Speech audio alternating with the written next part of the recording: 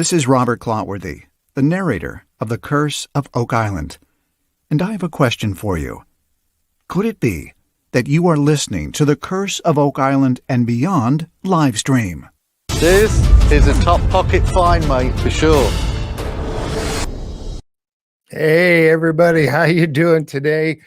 Glad you're here with us. I am Jeff Freeman. I'm the host of the Curse of Oak Island and Beyond live stream. And right over here, we have my co-host, Jack Campbell. Jack, how you doing today?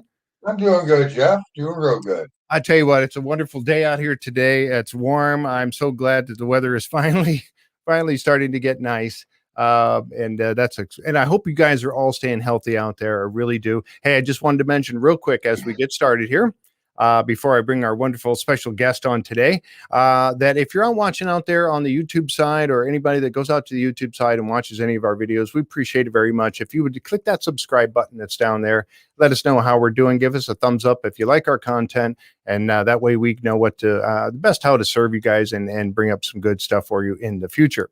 If you turn on that notification bell, you'll get notified as soon as we go live, or as soon as we have new content that we've put up on the page.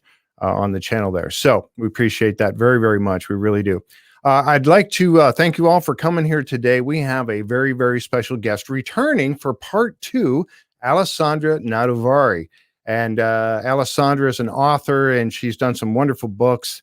And we did back on, I think it was February 6th, we did part 1 with Alessandra, and it was great. And we just ran out of time. As you guys know, I like to hold these shows to about 2 hours.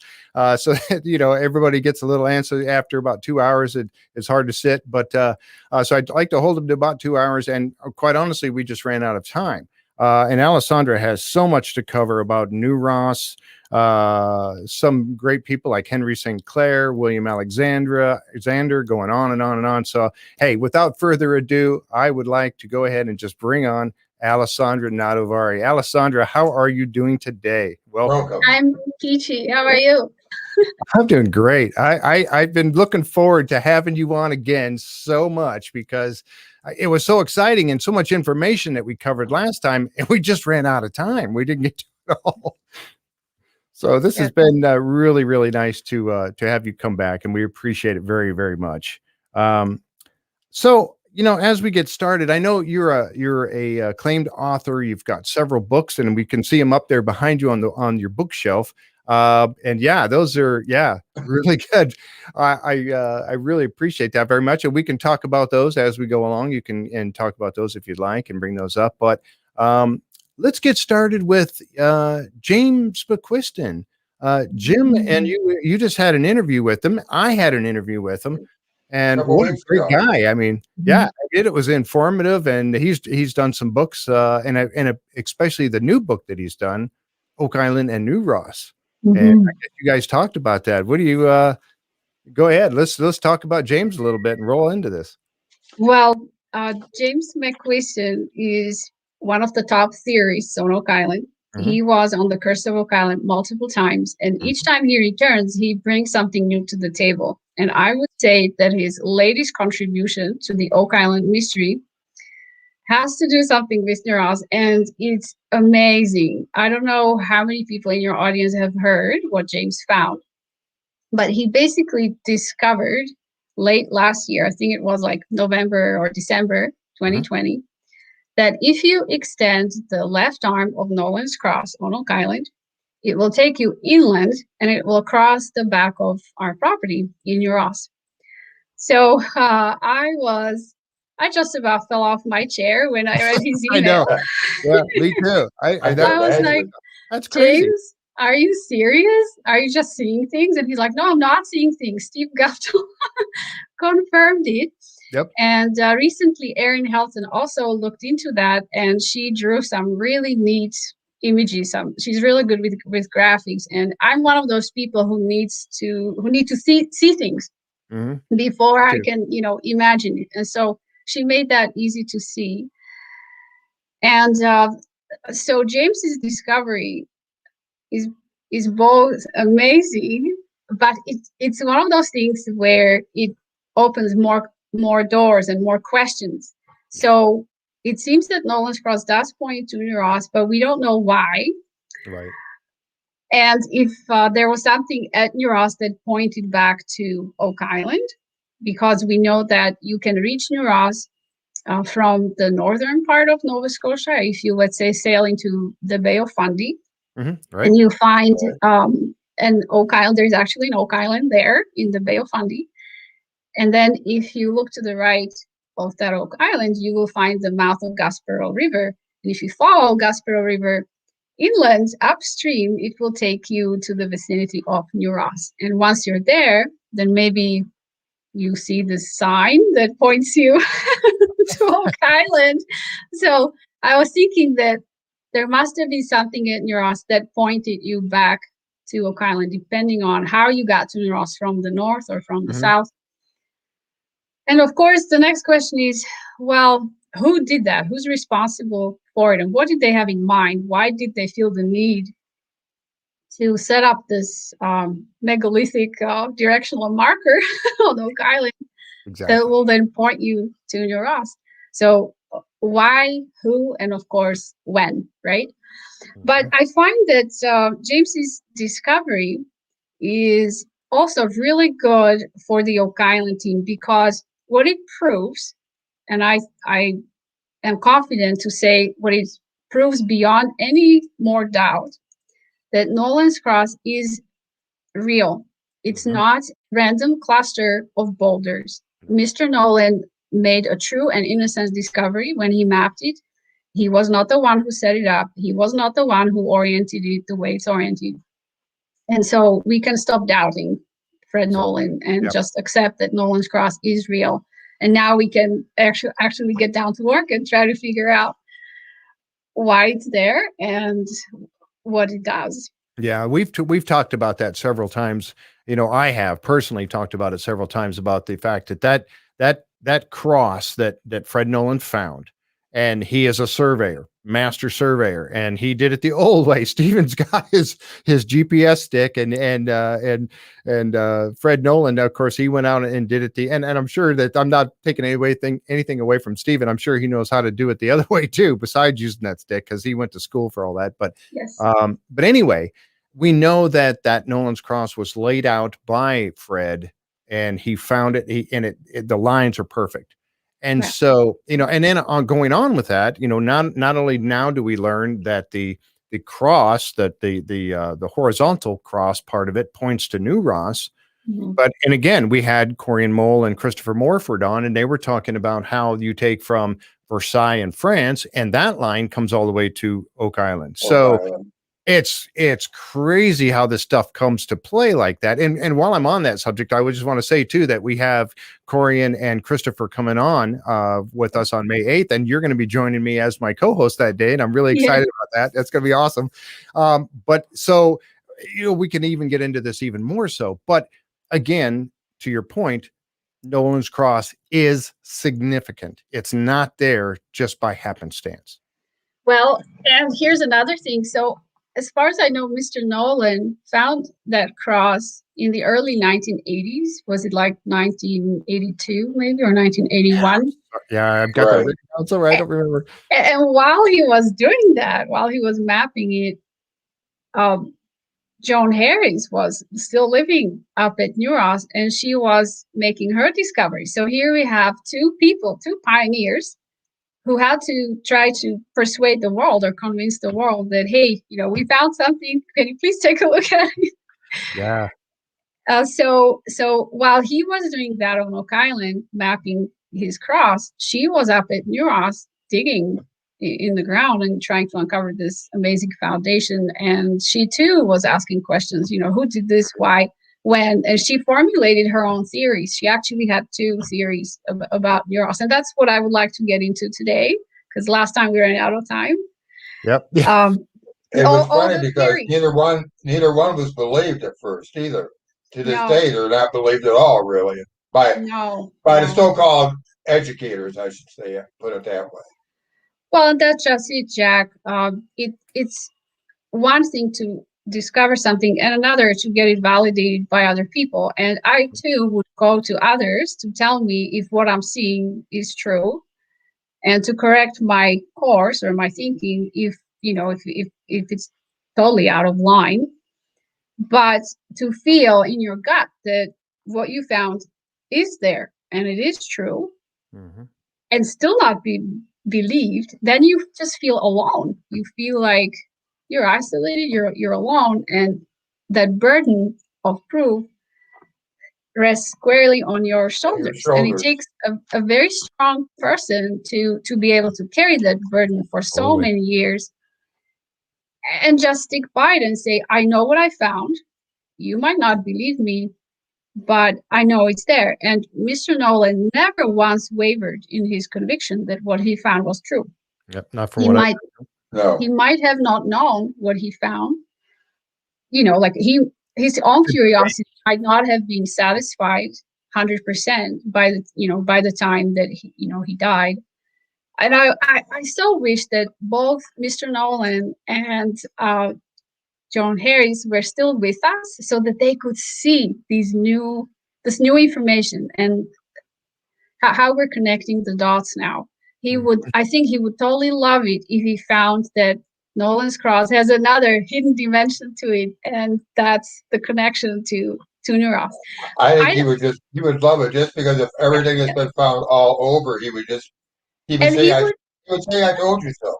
Yeah, and he would probably just pick up his surveyor's instruments and get back to work. He would probably be, in Nauss right now measuring, right? Trying to figure this out. Yeah, he'd be up knocking on your door going, hey, can I, yeah. Right, because he was the type of man who left no stone unturned. And I think Joan Harris was out of the same cloth. She just didn't have the science that he had to prove, what she found. But I have to say that James McQuiston, too, is the type of man who leaves no stone unturned. And he has been looking and finding things in the form of documents, historical records, genealogy, and he understands all the intricate connections between the various Scottish families. So I really like his theory, by the way, and a lot of it is the same stuff that Joan Harris believed in. So yeah, unfortunately, I don't have the power to bring either Joan or Fred together to talk to James, but I feel like they would really like everything that has been uncovered or discovered so far. And I have a little thing here, and I got this. I was scrambling a little bit earlier today, and I found this, and I forgot to write down exactly. I think it was from a museum up there. It was a little paper that had been done, and I'm going to show this real quick here. This is the castle in Nauss ? And it talks about Joan Harris under the pen name. She went under the pen name Joan Hope, correct? Joan Hope, yes. Yeah. And so this was a little thing that, and I believe, and I'm sorry, folks, I meant to write this down, and I always like to give credit where I find stuff and I use it on the show like this. And I'll get this and I'll put it into the show notes later on and into the chat. Because I really, like I said, I don't like to do that without giving credit where credit is due. But this was a publication. It's a multiple page publication that I found, and it talks about her book. It shows her book cover right there, A Castle in Nova Scotia in it. And it clearly has the star right there where Nauss is. And so that's where she was talking about that. And it says in 1997 when she moved there. So I just had that. I wanted to bring that up and show that. So there's been a lot of speculation over that over the years about this castle, as you say on there. But again, like you said, and I see Gretchen's watching too. Gretchen Cornwell, thank you, Gretchen, for being here today.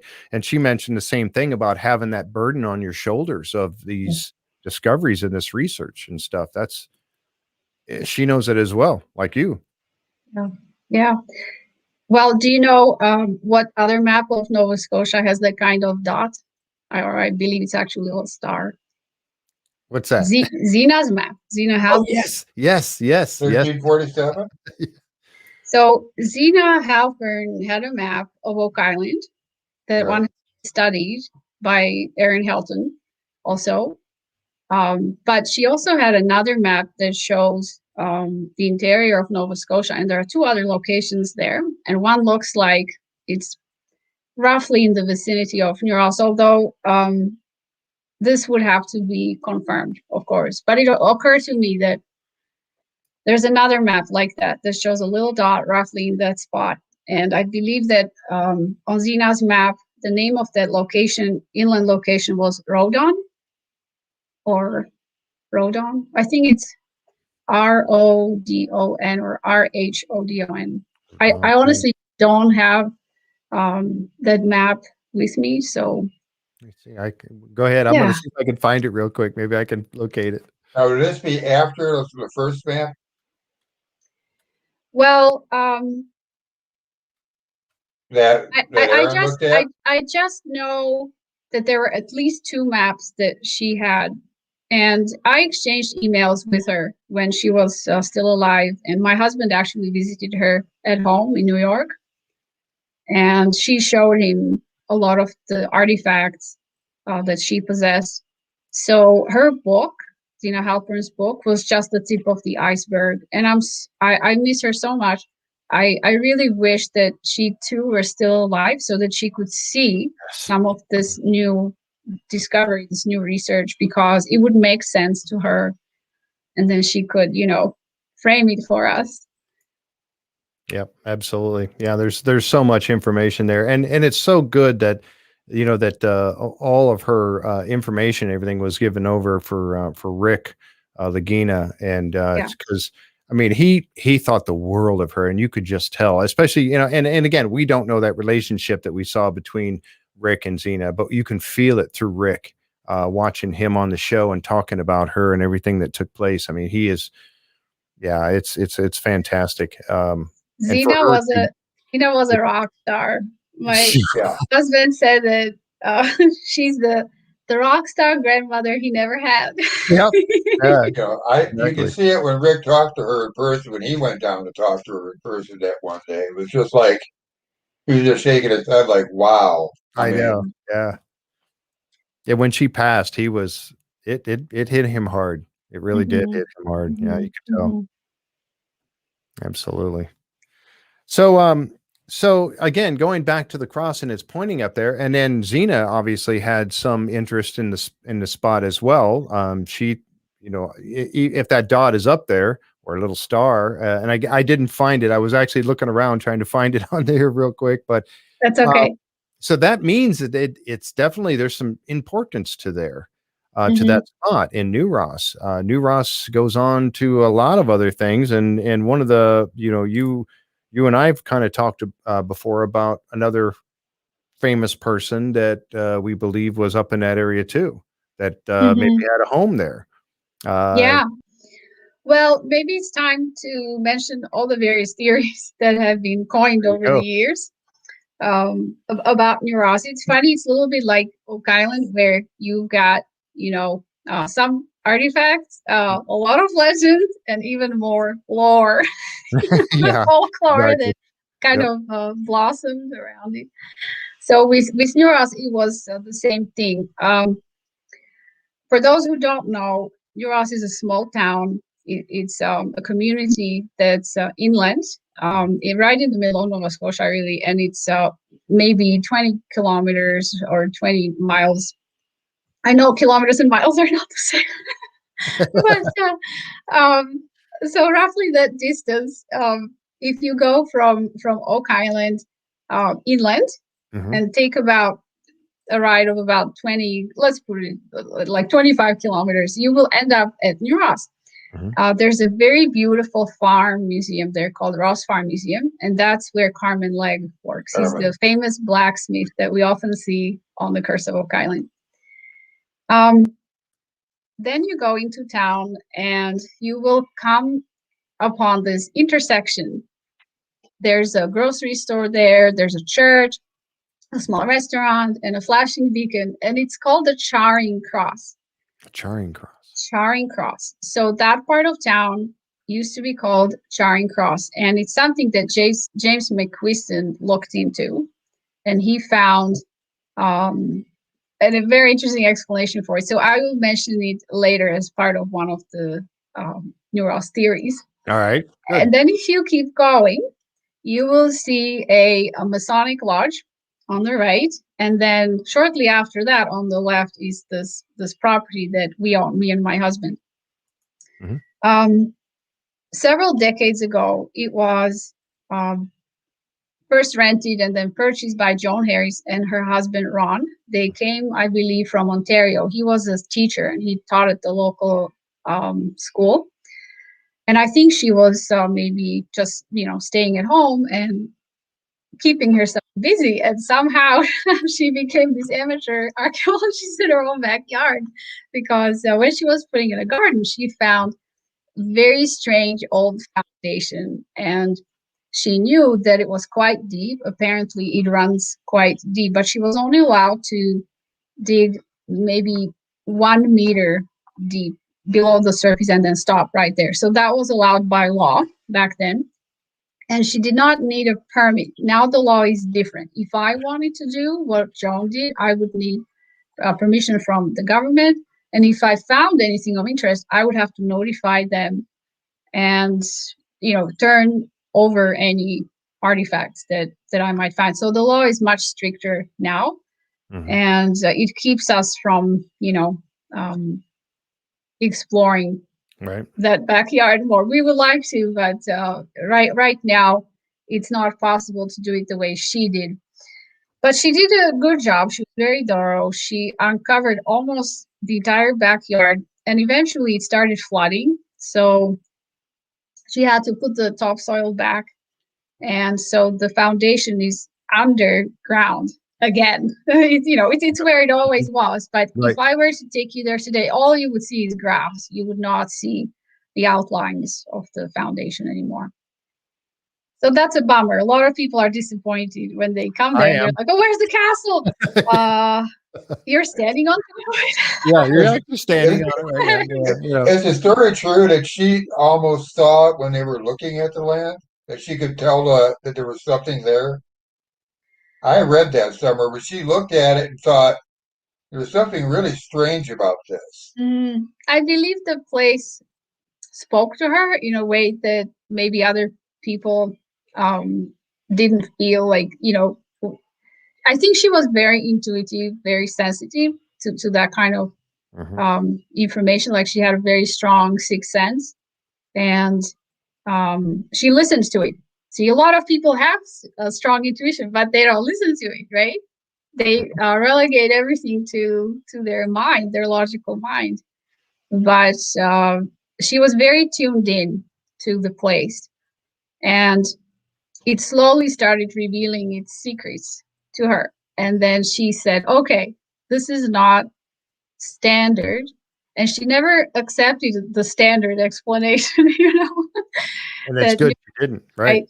Right, that Nauss was simply a colonial era town that was set up in 1816, 1817 by Captain William Ross and approximately 170 or 180 soldiers that were disbanded, and they needed a fresh start in life. So the government gave them land grants and asked them to set up and operate farms.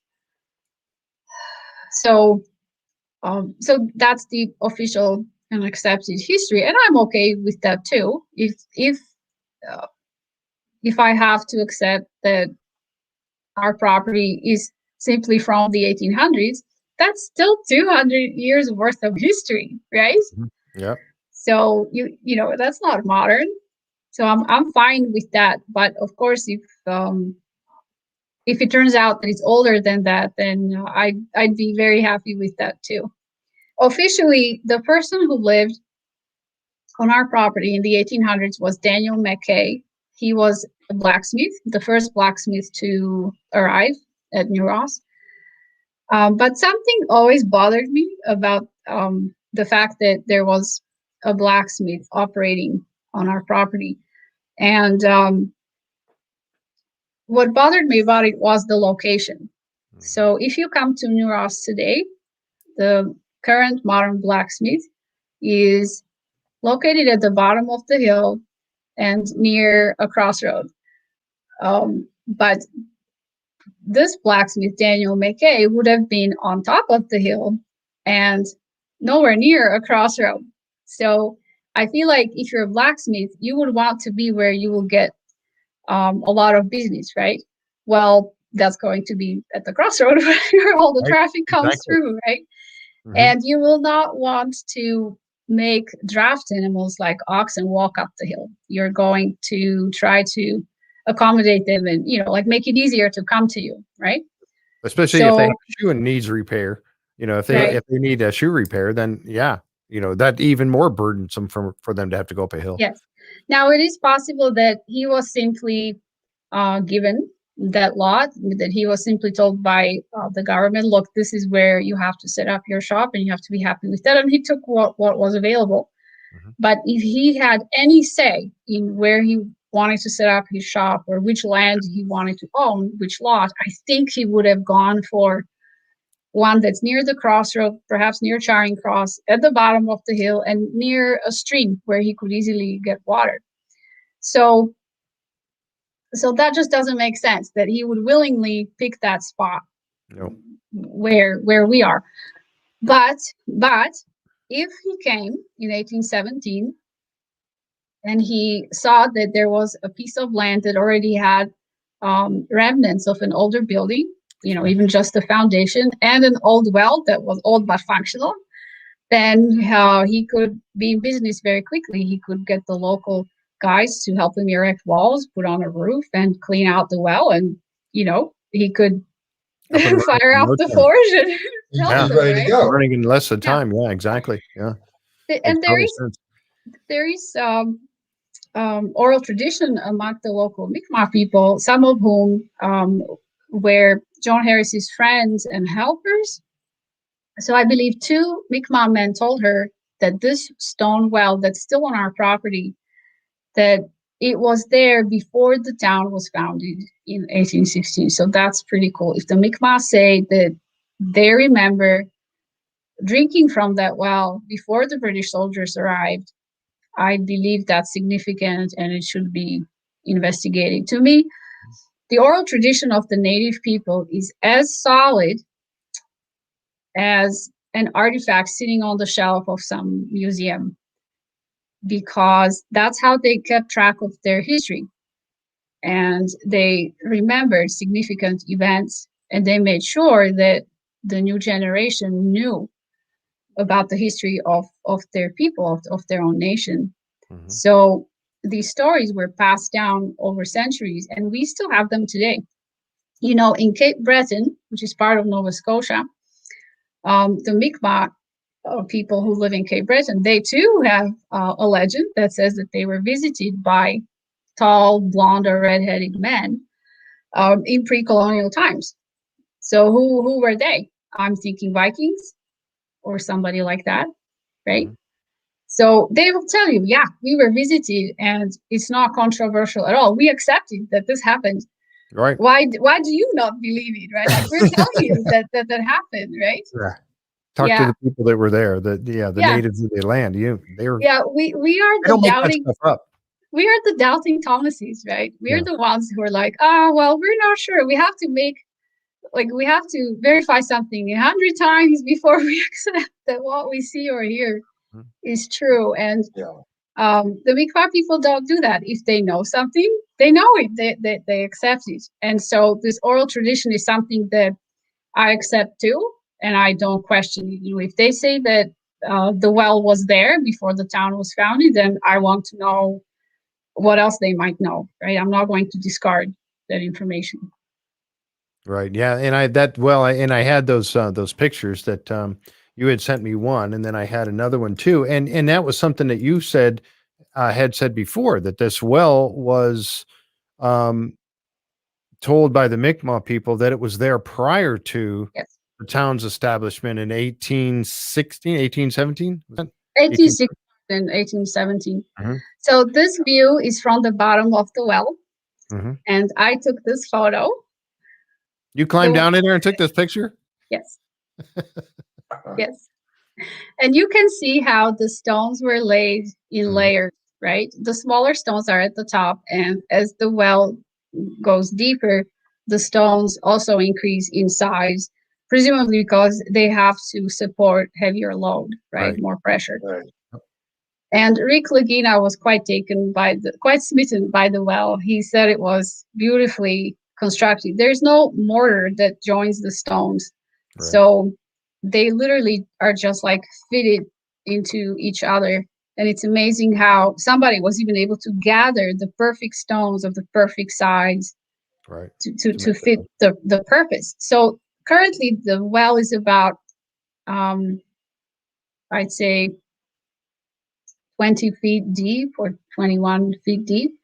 But Joan Harris claimed that it was deeper, that it was as deep as 50 feet or like between 50 and 60. And for us, that was like a, head scratching moment. We're like, how could this well be 2 or 3 times deeper than it is now? It has plenty of water as is, so there's no reason for it to be deeper than that.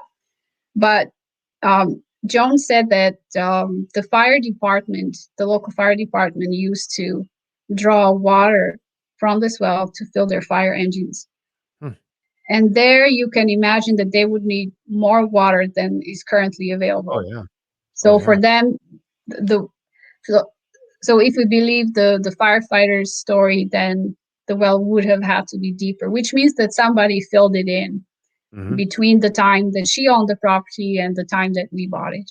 Right. And I know when Tony Sampson went down in there, we had Tony on the show and he talked about that a little bit. And when he went down in there, he was indicating that it seemed like it to him, like it had a solid bottom to it.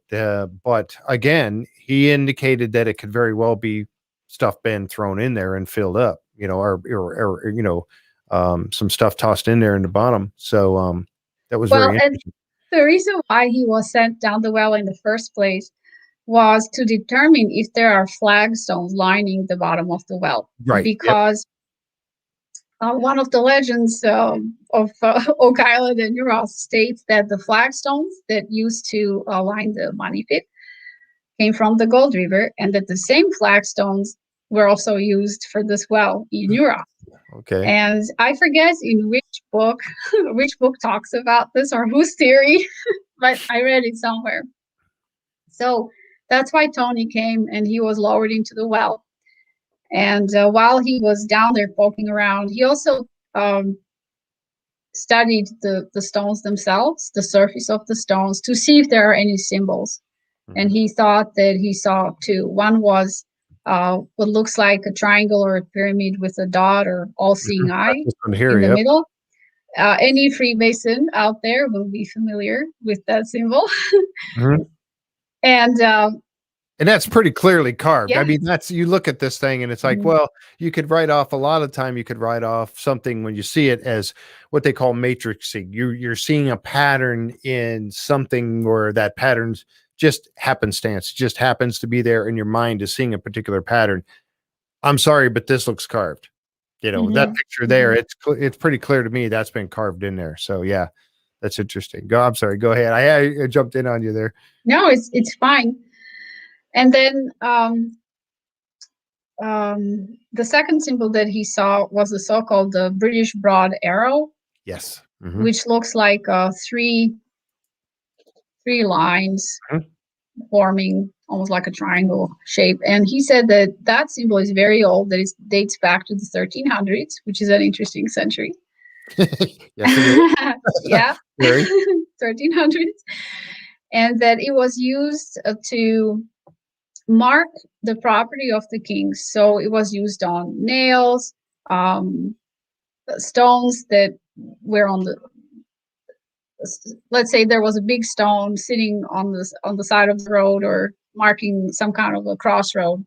So that could have been marked with that symbol, or trees that were marked for the future purpose of being cut down and then shaped into masts on ships. So he said that if, let's say, the British Navy saw on the coast some suitable trees that were tall enough and had the right shape and right size to be used as ship masts, they would mark them with this symbol.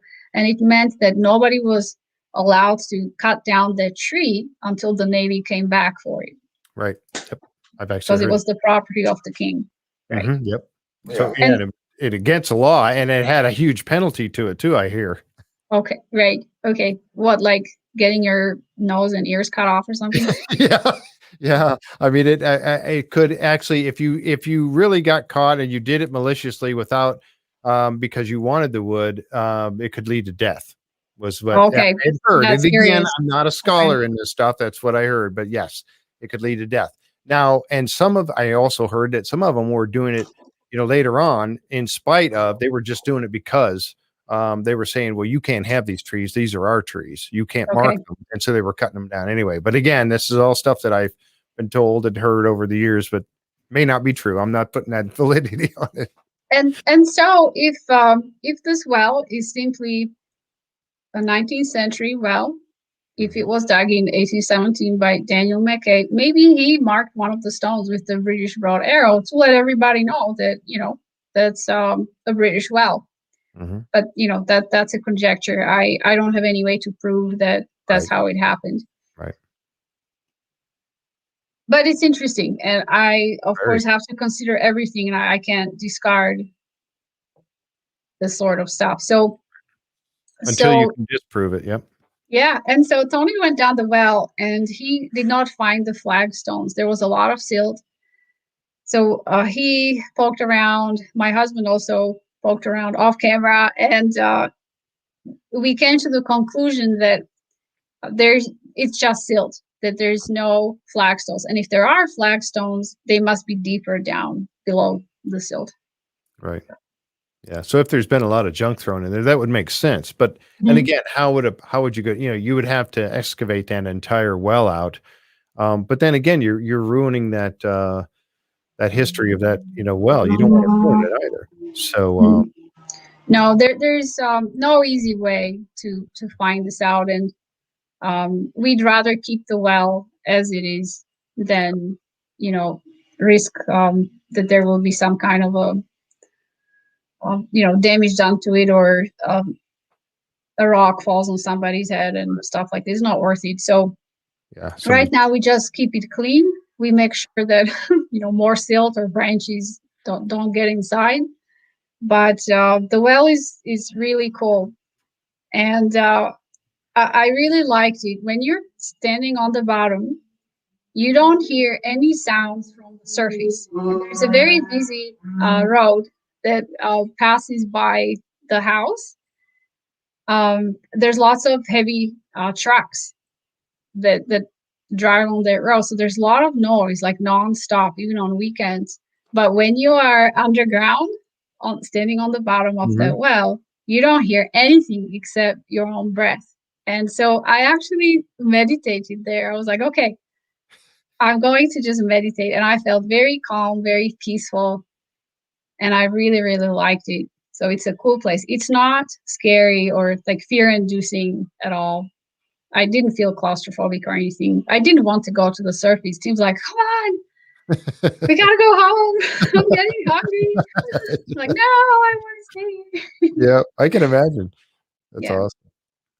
I have another picture here, and this is the one when the Oak Island team was out on your property, and I've heard, now you've mentioned to me before that this particular stone that I believe, it's pretty clear on here what was on that stone. I mean, it looks like a cross pate. I won't be beating around the bush. Now, not everybody sees the cross. Yep.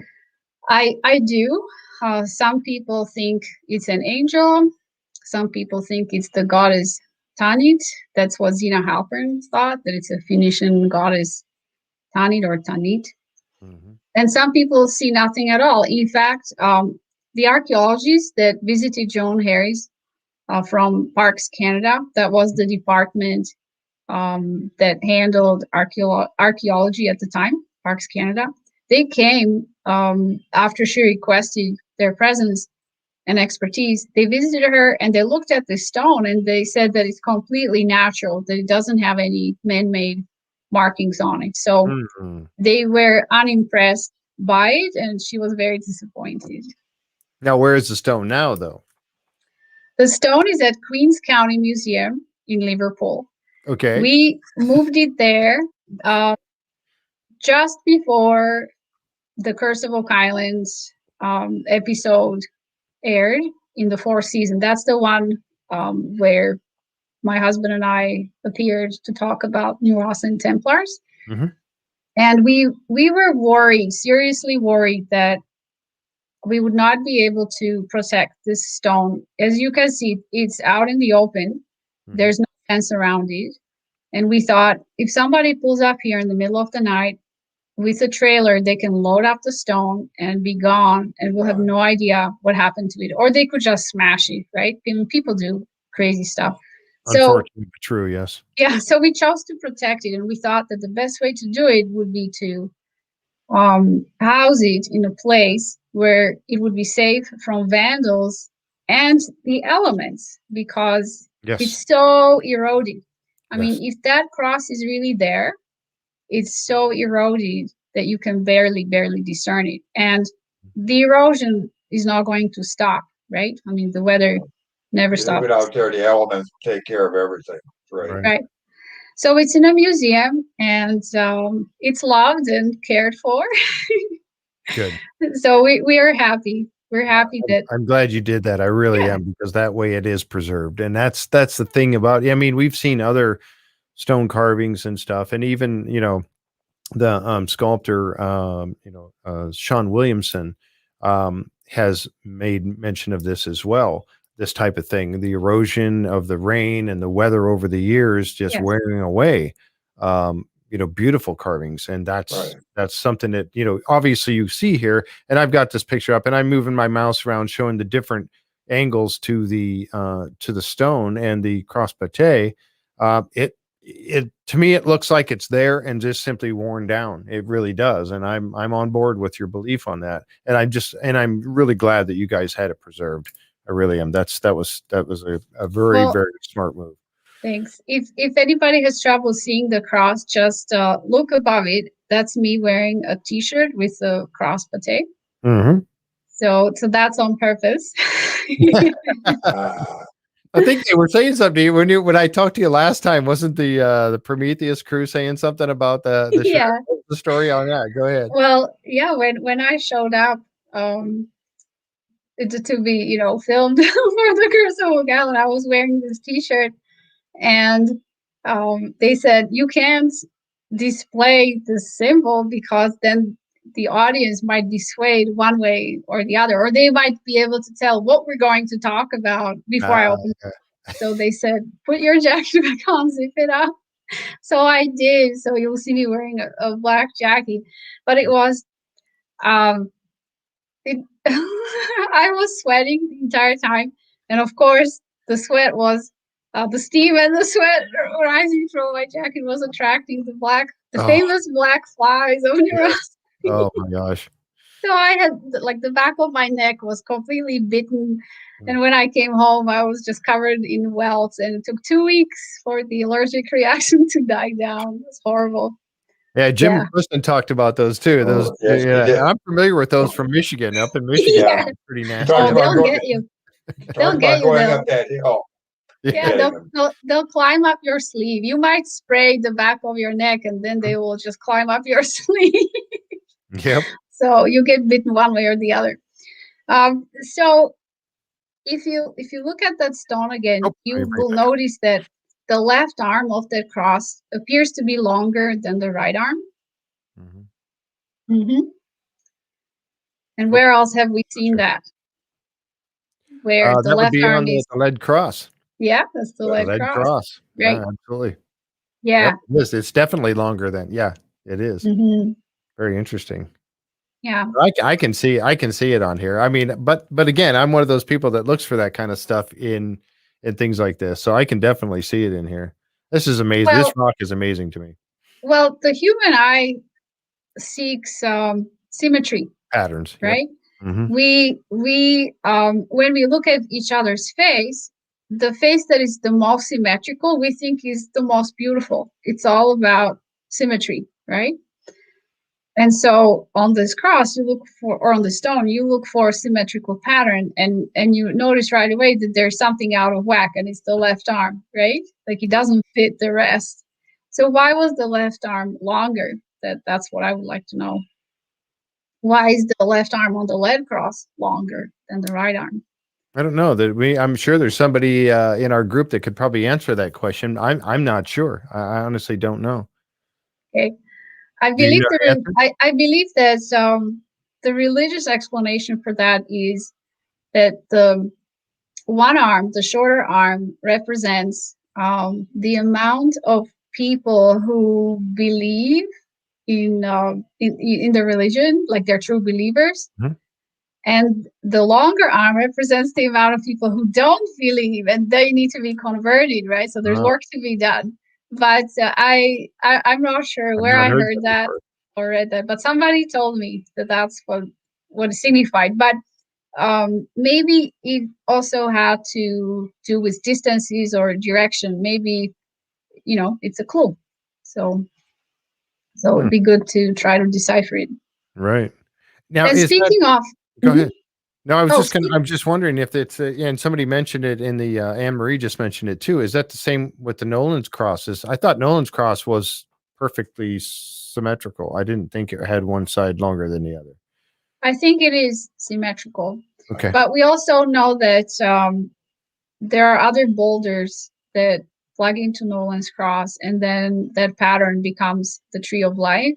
Mm-hmm. So there could be another boulder just left of that left arm. True. Where you could extend the left arm just a little bit, right? Yep. Yeah, that could be. Well, at the beginning of today's podcast, I mentioned that when James McQuiston told me that Nolan's cross points to Nauss, I immediately asked myself, was there anything at Nauss that pointed back to Oak Island, mm-hmm. right? And so maybe this was that directional marker. Maybe the stone was it. What I don't know is where exactly it was found, because Joan Harris, I believe, said that she moved it a little bit. She found it face down, then she erected it, but I feel like she might have moved it a little bit. So the spot where it was when we got the place might not have been the spot where she found it, but I still think she found it on the left edge of her backyard. That it wasn't like by the road or in the trees or by the well. That it was roughly in that location where she erected, because it's very heavy. Oh my gosh, this thing, it weighs a ton. I'll bet. Doesn't look like it, but it's horribly heavy. Yeah. Well, and even if how far could she move it? It would still line up. I think it would still line up. She had no equipment like skid steer loader or forklift. She did everything by hand. So you're right. She couldn't have moved it too far. She couldn't have dragged it too far. Right. It's way too much weight. Yeah. All right. So ready for the series? Yes. Bring them on. This was a very long intro, very long backstory. It's amazing how this place in Nauss, this property in Nauss, how little I know about it. I've been looking into its history for about 5 years now, and I still feel like I know nothing. You're learning stuff new all the time, right? You're right. I know that I know nothing. Yeah, that's the stage I'm at right now. Okay, but I am open-minded. So, all right. So I mentioned that Joan Harris coined two theories that she stood by, even when the archaeologists said no. That there's nothing special about your place. So she was steadfast, and she didn't doubt herself. So the first theory is the theory of Norumbega. Norumbega is basically a fabled city that was marked by some of the early cartographers on the east coast of North America. So maps that were produced in the 1500s and 1600s that show New England and Nova Scotia, they will have Norumbega. What nobody knows is where Norumbega actually was. So the cartographers believed it was out there, like Verrazano. He was in the employ of King Francis I, the King of France. And so Verrazano was very confident in putting Norumbega in big bold letters over his map, but the location was a little questionable. So Norumbega was basically a Viking settlement. That's how I understand it. And we know that the Vikings who traveled to North America around the year 1000 with Leif Erikson, that they did set up more than one settlement. The one that we know about is in Lansdowne Meadows in Newfoundland. Mm-hmm. Yep. But the archaeologists who uncovered Lansdowne Meadows admitted that that was just a temporary settlement, that it only lasted a few years, and that it could have been like a ship repair station or way station, and that there was another one further south or southwest in perhaps warmer climate where the Vikings truly resided. And we also know that Leif Erikson had this timeshare in North America. He built a house in North America, and other Vikings rented it from him. So he wasn't there full time. Obviously, he returned home after his first journey, but then other people, his countrymen, wanted to sail to North America too, and they rented it from him. They wanted to stay there because it was probably very nice. A timeshare. We just don't know where Leif Erikson's timeshare was. It could have been this Norumbega. That's very interesting. Yeah, so Joan Harris thought that she recognized Norse architecture or building style in the shape of the foundation that she uncovered, and she dated it or guessed that it dated to the 1200s. Mm-hmm. And some of the artifacts that she dug up, she thought could have been from that same time period, although the archaeologists said no, these are like 19th or early 20th century objects that you found. There's nothing Viking about this place. The second theory is a theory that was promoted by Michael Bradley. He was a journalist and an author from Ontario. Mm-hmm. He wrote a book called Holy Grail Across the Atlantic. Yep. And he actually met Joan Harris. He travels to New Ross and he met her and her husband. But in his book, Holy Grail Across the Atlantic, he did not list their real names. He calls them the McKays. And I think it's because of the blacksmith, Daniel McKay, who lived on that property. Wow. Interesting. Yeah. Wow. Right. That is very interesting. Yeah. So in this book, he calls them the McKays. Wow. But really, it was Joan Harris and her husband, Ron. Mm-hmm. And so she showed him the property. She told him all the legends about it, what the Mi'kmaq people said, and stuff like that. And then he went away and wrote this book. And to her surprise, he wasn't really supportive of the Norumbega theory. Instead, he was promoting Templars and Henry Sinclair, who was a Scottish nobleman. He was also the Lord of Orkney. Now, today, Orkney is part of Scotland, but back then, so that would be, when I say back then, I mean the 1300s, mm-hmm. It was part of Norway, the Kingdom of Norway. And Orkney used to be, or Orkney was inhabited by Vikings. So they came from that line. And of course, they were great sailors and explorers. And we know with certainty that men from Orkney did travel to North America.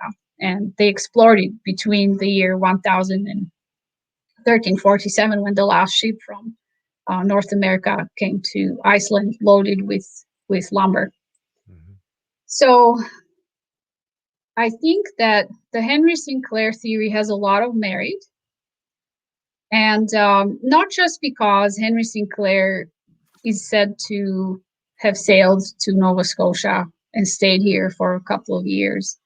This would have happened in the year, I think, 1396 or 1398. There's a disagreement when exactly he was here. Now, of course, a lot of people disbelieve that Henry Sinclair had the capability, or that his men from Orkney had a way to transport him to North America. But to me, it's a no-brainer, right?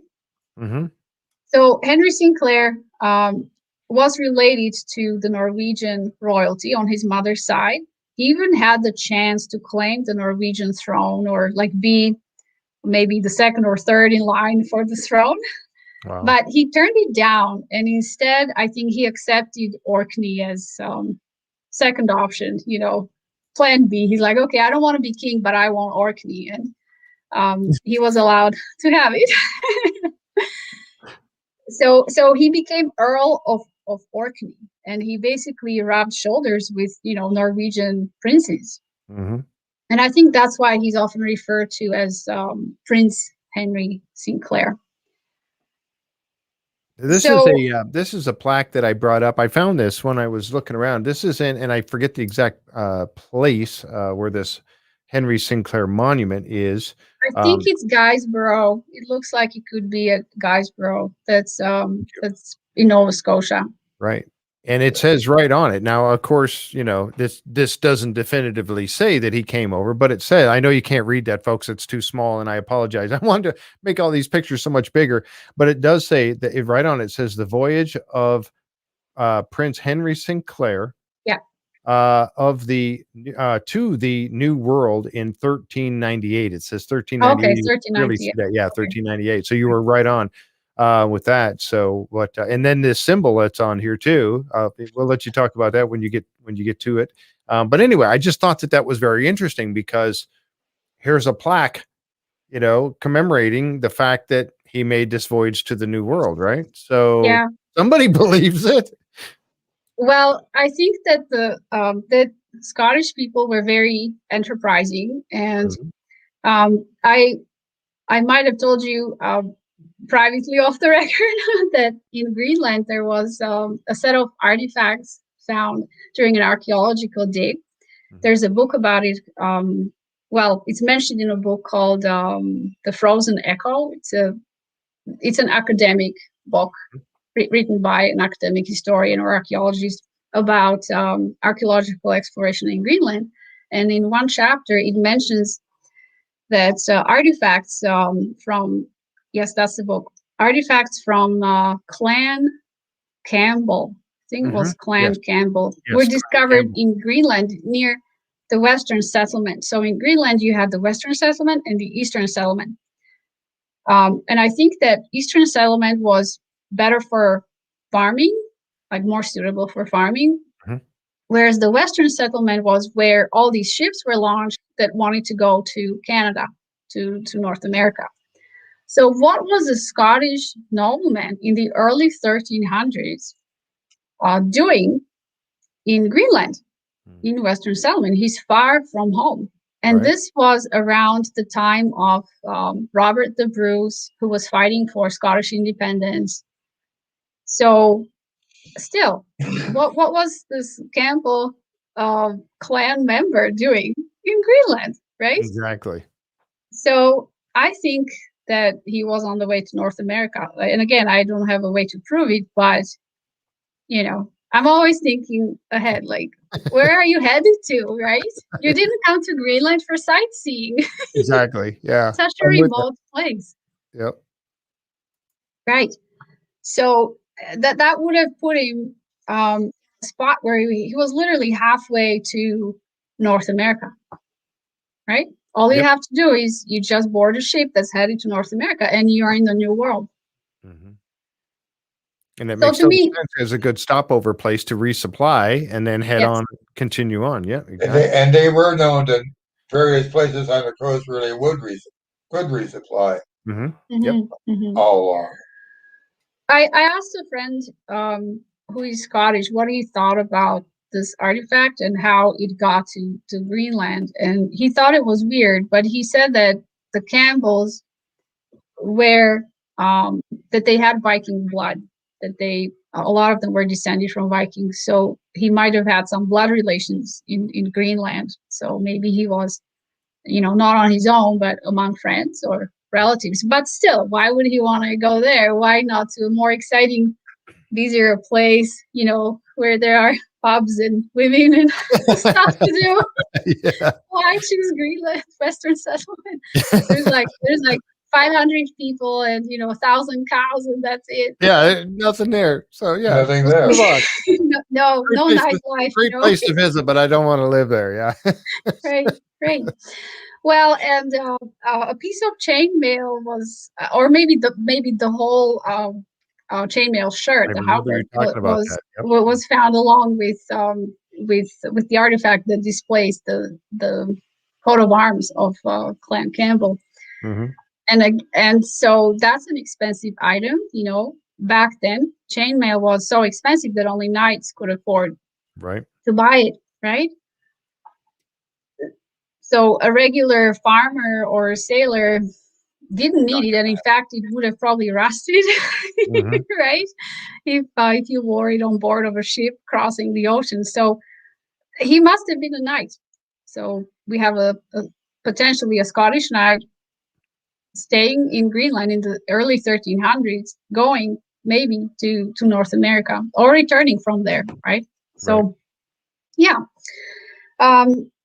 So Henry Sinclair was a Scottish nobleman, and he was also a Norwegian nobleman. He was Earl of Orkney, and so I believe he had the resources and the crew to go to North America and explore it. And when he came back, he probably brought back with him some stuff from the New World that he would have found fascinating or exotic, maybe as a present for his family. And among those things, I think, were plants, because in Roslyn Chapel, which is a Sinclair chapel, there are several stone carvings, very beautiful ones, that portray plants native to North America. And there is maize, this flower called trillium, there's the cactus, aloe vera, and a couple more that I can't name off the top of my head, but I have a list of them somewhere among and my maize notes. being the other word for corn, basically. Yes. And I think they showed that. I mean, there was, and this would be a great thing to talk to Sean Williamson about. I think has he looked at these before? I'm sure he knows them because he worked he did some restoration work at Roslyn Chapel, so I'm sure he knows every single stone carving inside. I'm going to have to ask him about that. He's going to be coming on later on in a month or so. We're going to have him on. So yeah, we're definitely going to have to talk to him about that. And I remember seeing the ears of corn. Now people say, oh, well, that's just, it could be any plant. No, it's not. I mean, you look at it, an ear of corn only looks like an ear of corn. There's nothing else that quite looks like an ear of corn, Right. So, yeah, it's pretty positive what it is, and that's not native to over there. So where would they have seen that, right? Mm-hmm. Right. Yeah. Alessandra, didn't the natives also have tales of them being over there for a year and then going away? I think you are talking about the Mi'kmaq hero god, Glooskap, who is an amazing character in the Mi'kmaq oral tradition. And I have, I think, 2 books that talk about Glooskap. So Glooskap was, at least the way I understand it, he was a visitor or an outsider. He came to Nova Scotia through Cape Breton, but he came from somewhere else. And then he stayed among the Mi'kmaq people and he learned from them, and then they learned from him. So there was an exchange. Now, Glooskap in the Mi'kmaq tradition is Mi'kmaq. He's native. There's no doubt about that. But it's possible that he is a composite character that evolved over the years and, picked up characteristics of several such heroes. And I'm sure that the Mi'kmaq people have many heroes among them, and it all amalgamated into this character of Glooskap. So he's a hero god, meaning to me that sounds like a demigod, where he's human but also divine. He's got these superpowers that just ordinary people didn't have. And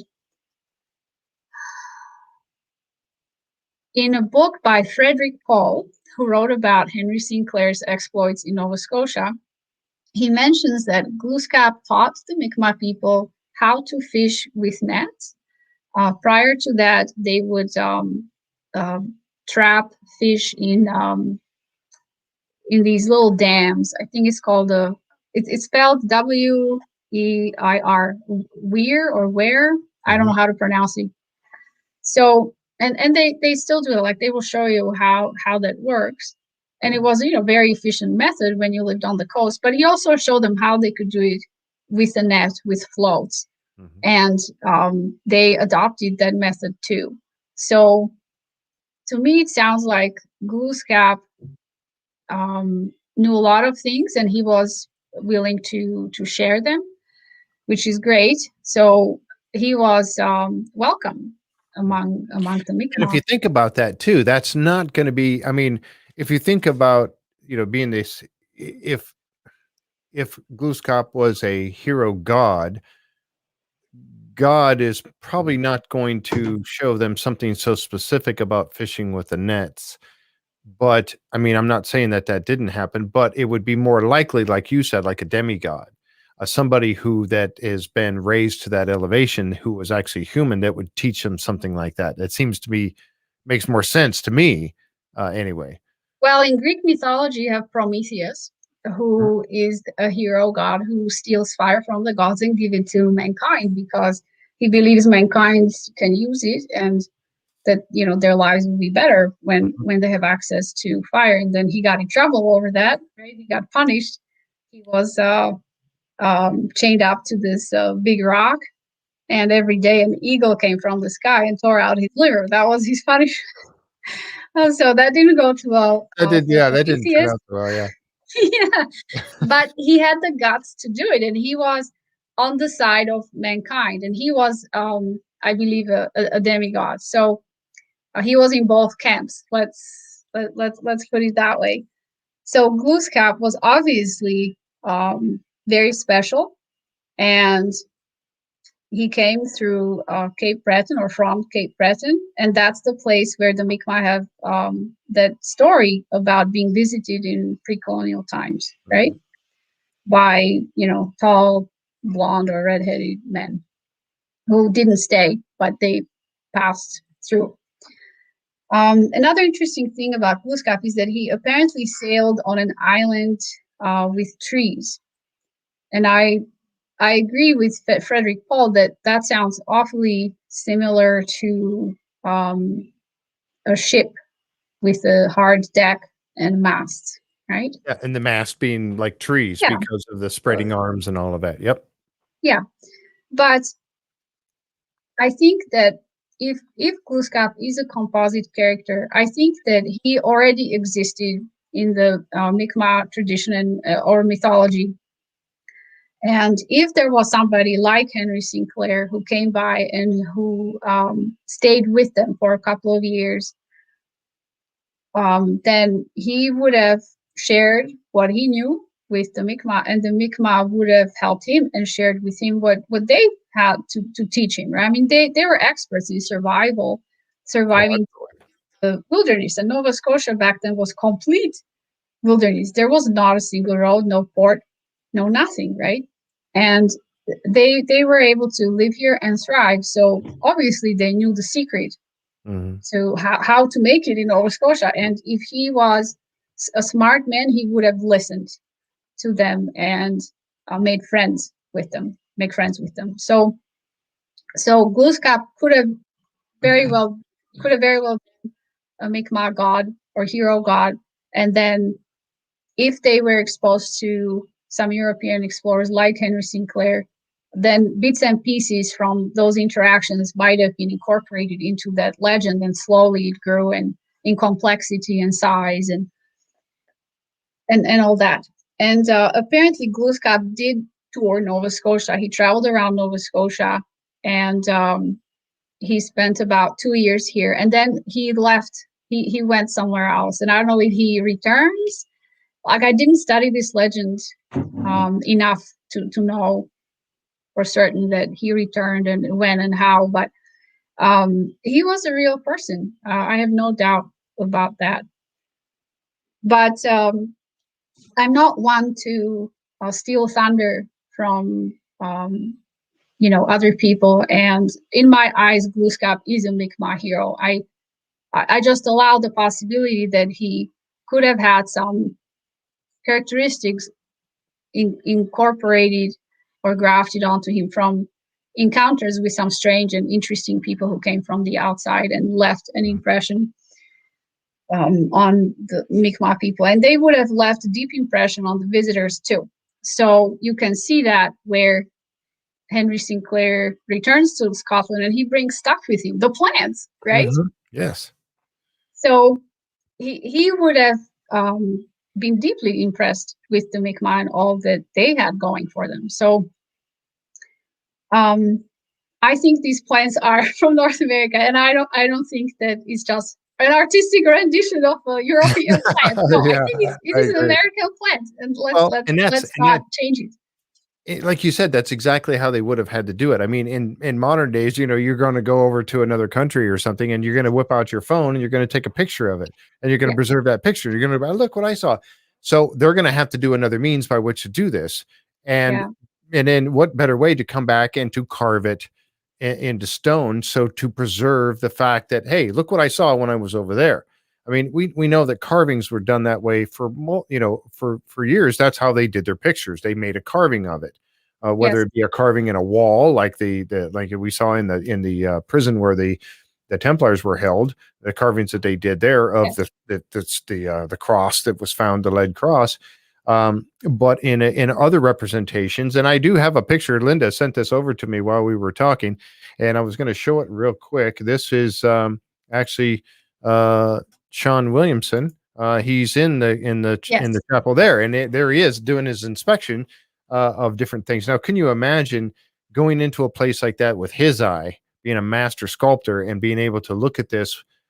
I can't wait to ask him, honestly, to what was his impressions. Please do, and I will make sure I watch the podcast because I want to know as well what he sees in that stone.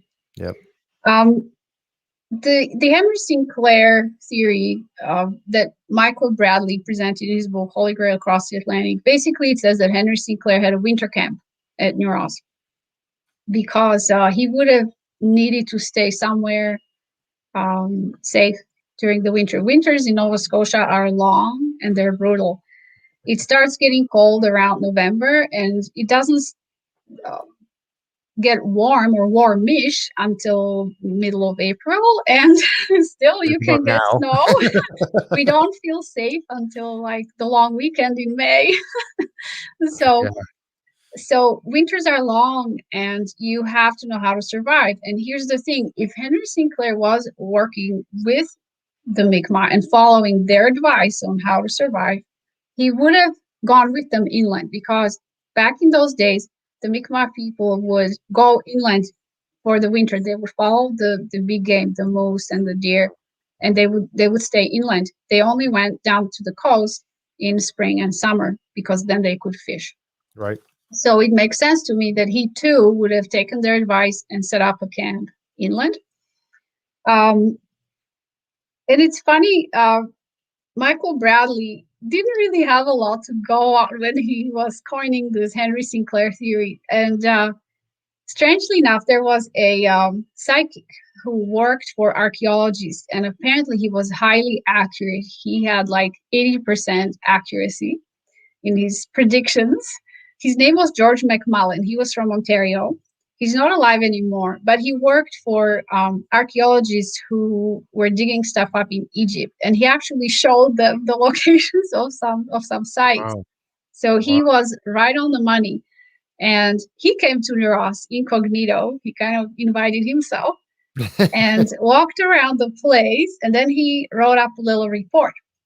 And in that report, which was also published in the local newspaper called Lighthouse News, he said that Nauss was the winter camp of Henry Sinclair. Wow. And he makes total sense. The buildings. Yeah, he even described the buildings, what they looked like. Wow. And he said that the standing stone, the so-called hermstone that we say we think has a cross on it, that was in a different location in the 1300s, that it would have been closer to the lake which is outside of Nauss, and that the stone was erected by men from Orkney who were traveling with Henry Sinclair. And as we know, he was Earl of Orkney, so of course he would have had Orkney men with him. And that these men put up that stone to keep track of time, so either like a sundial or to keep track of seasons, meaning the arrival of spring, summer. So they would have wanted to know about the solstices and the equinoxes, because a lot of very important religious Christian holidays happen in those times of the year. So in the spring, that would be Easter, right? In the summer, you would have the day of St. John the Baptist, who was also crucially important to the Templars. In the fall, there's the autumn equinox. I don't know what Christian holiday falls on that, but in the winter, it's Christmas time, right? Like Christmas is around winter solstice. Right. Right. So whether they still had any pagan beliefs or whether they were all Christian, they would have followed the passage of time. And if you are far away from home on a different continent, you don't have your fellow relatives or villagers or your local priest telling you, oh, we got to get ready for Easter, or, it's time to celebrate Christmas, right? You were in the wilderness. How were you supposed to tell what day it was and, to not miss it, right? Like you wouldn't want to miss that. So that's what George McMullen said. And I so wish that I could invite him there again and pick his brain and ask him more questions about Nauss. So that's the second theory, Templars and Henry Sinclair. The third... Before you go on to the next one, too, I wanted to point out also that Michael Bradley had done a sequel to that book. Okay. He did the first one, The Holy Grail Across the Atlantic. And then in 1998, he did a sequel to it called The Grail Knights of North America. And that one is really good. Yeah, really and good. this one is kind of ties into what you and I had talked about last time, about them coming down through the St. Lawrence Seaway and making their way through the Great Lakes with the Holy Grail with them. I don't know. And again, I'm not going to say that his book is correct and all that, but so it kind of goes along with what you and I talked about last time about making their way down through the St. Lawrence Seaway through Niagara and then on down into the Great Lakes. So that is a story for another time, I think, but interesting that I stumbled across that information about his second book. So I'm going to have to get it now and read it, because now I got to know what he's talking about there. I will just say that if anybody among the audience wishes to read up on this follow-up story, yes, you can definitely get Michael Bradley's book. You can also visit his website. It's still up.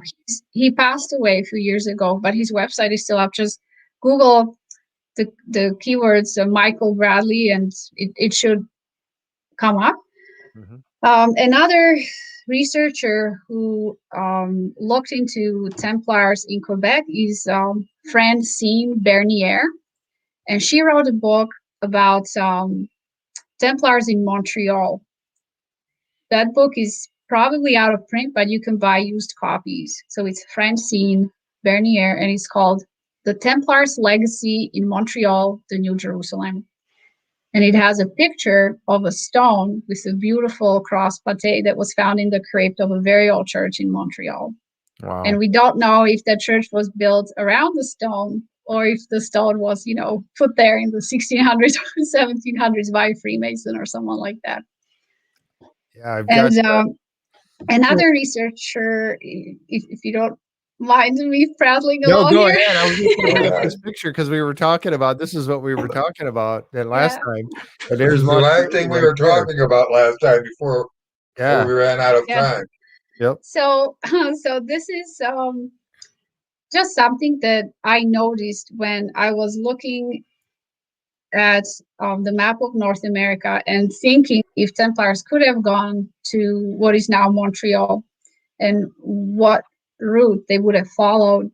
And simultaneously, I was reading a book about British Templars called The Knights Templar in Britain. And it has a list of Templar castles in the Middle East. So that would have been So today that's, Israel, Jordan, and I forget the third country.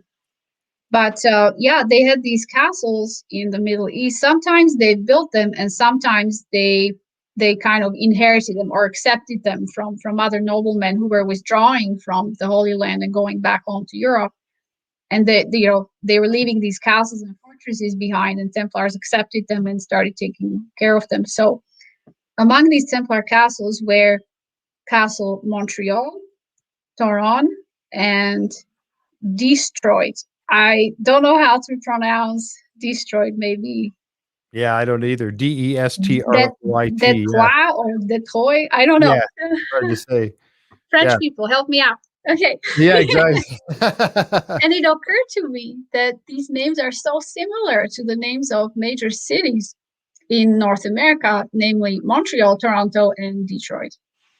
So I feel like we should look at this and see if maybe these are the places that 14th century Templars might have passed through. Yep. After they visited Nova Scotia. It's one of those things where, like you said earlier, a stab over a resupply route to keep going. Yeah, and it's just something that it's a theory out there. It's an interesting concept that has to be looked into. You have to. I mean, this kind of thing. It's what if you don't, you might be missing something important, and there may be nothing there. It may simply be, oh wow, just a weird coincidence. And we might even be able to add a fourth location to this map farther west, and that's the Wayne Murphy site in Wisconsin. Exactly. So that's coming up too in just a couple of weeks. We're going to be we're going to. I gotta watch.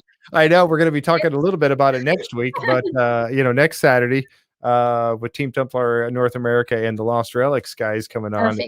But when I saw that book about this, Michael Bradley's second book, and I was thinking about this, I'm like, boy, this is just too coincidental that this all kind of ties together, isn't it? I mean, that's just. Yeah. Oh man, yeah, good stuff. I'm just so fascinated by it. I'm sorry, go ahead. I was just going to say that I was going to mention two more names if anybody wants to read up on potential Templar activity near the Great Lakes. So one is Francine Bernier and her book about Templars in Montreal.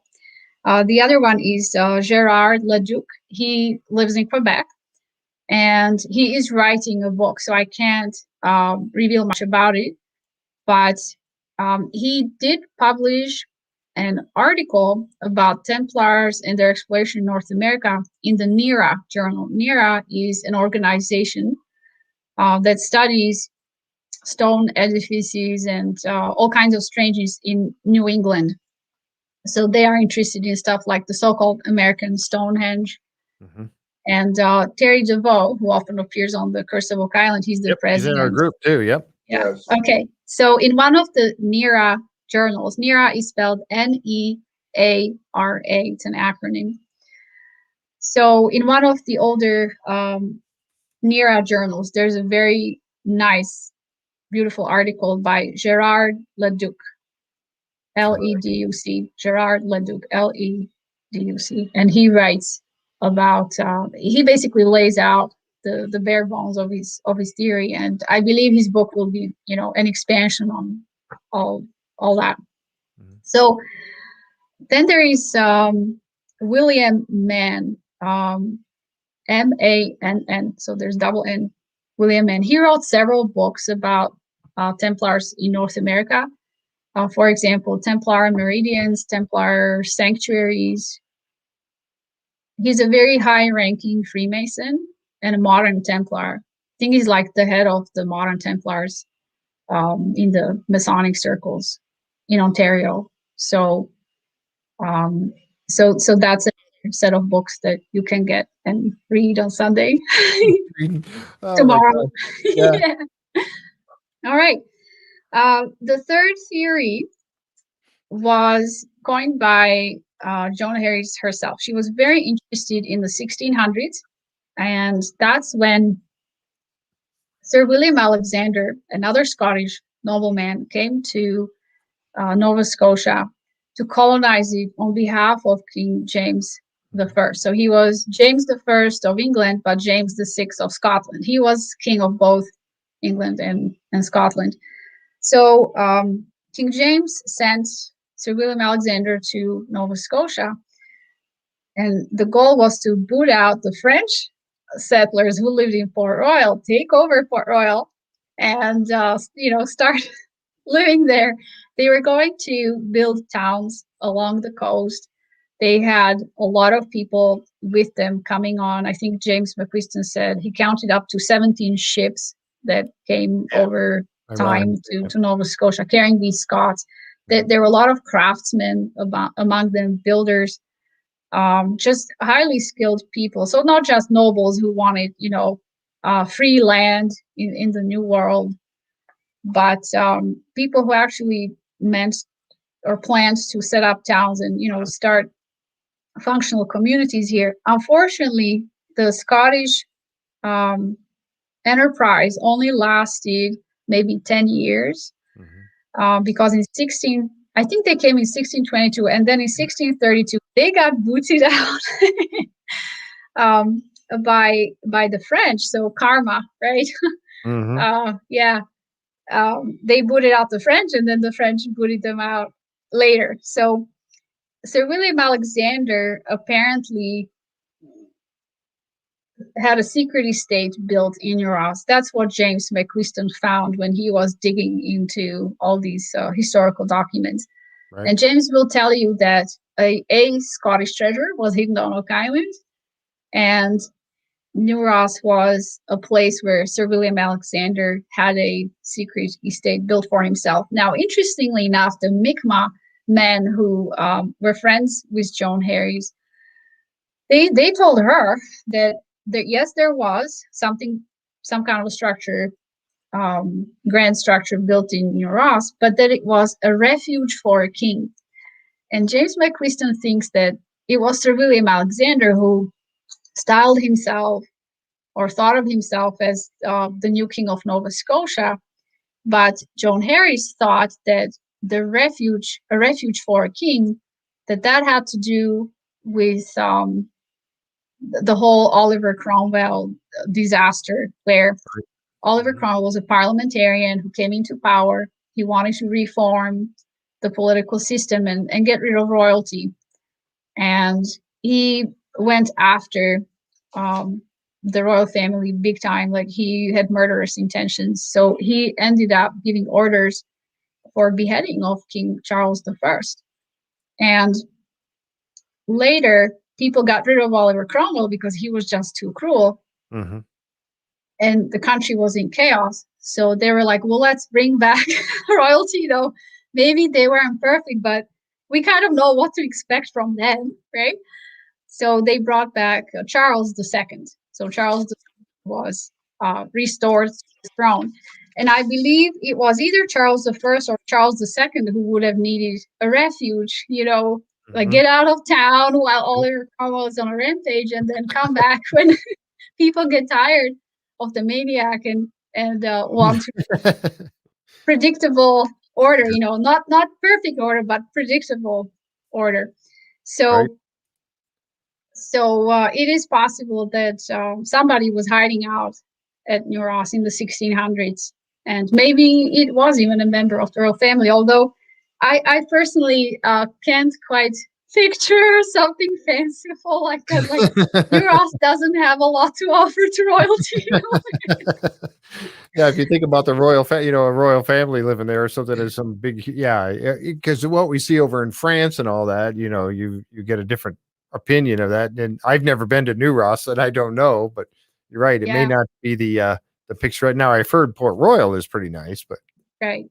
And so it would have been Sir William Alexander who had interest in Nauss. He owned the land that Nauss is standing on, at least from the point of view of the British Empire. He was the owner of the land. I mean, the land still belonged to the Mi'kmaq, but Sir William Alexander laid claim to it, and Nauss was absolutely part of that. So in those documents from the 1600s, it's referred to as Mirligash. It's this strange sounding word merely gash.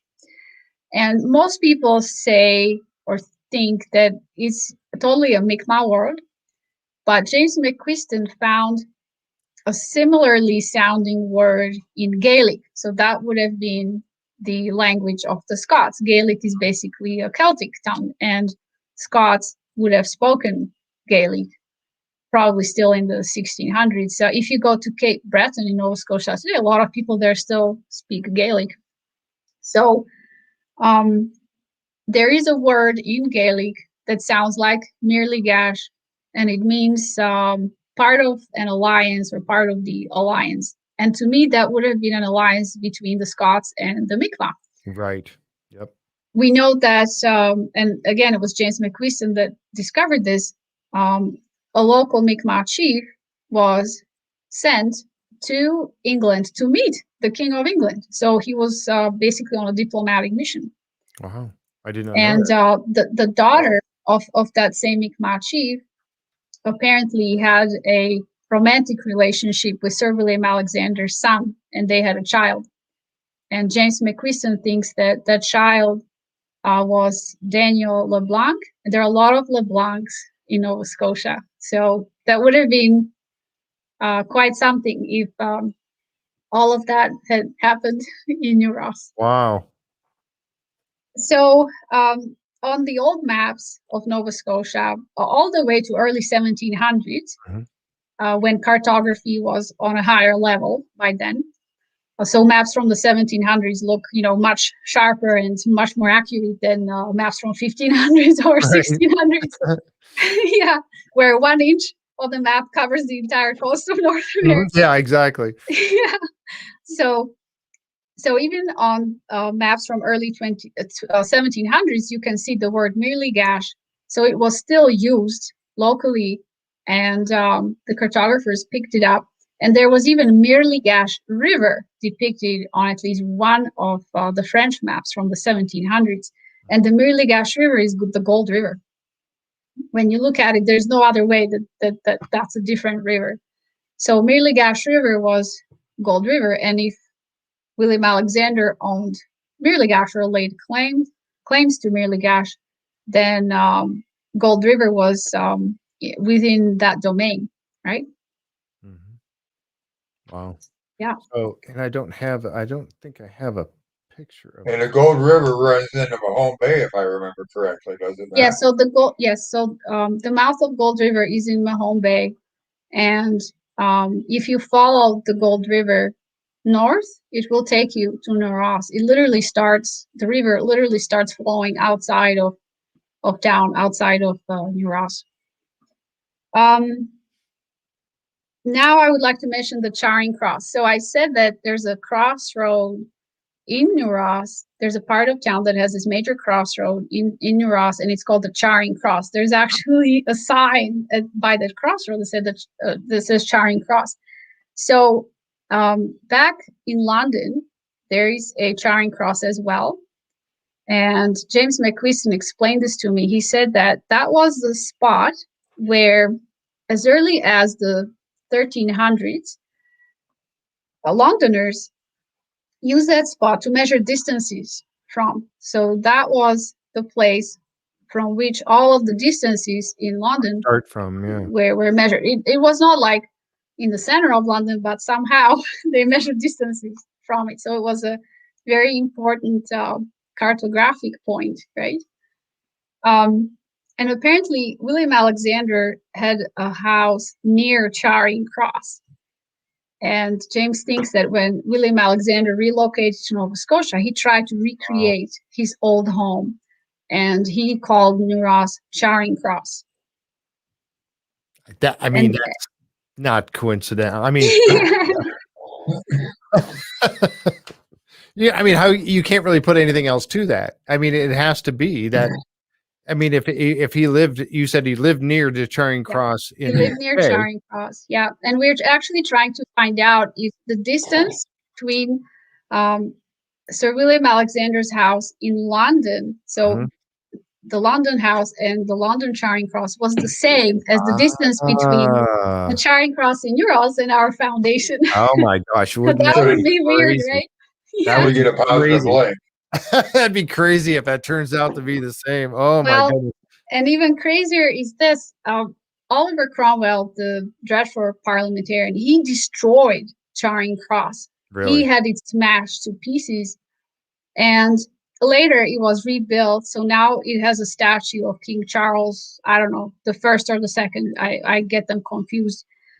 But he also would have destroyed the one in Nauss. So can you imagine how mad this man must have been to destroy Charing Cross in London and to order to do the same, like to pull it down in Nauss. So while the Charing Cross in London was in ruins, the one in Nauss was still standing until Oliver Cromwell came in 1654 and destroyed it. Now, he didn't come in person. He sent a guy named Robert Sedgwick, and he came with soldiers. Their job was to find any royal supporters in Nova Scotia and probably arrest them or worse.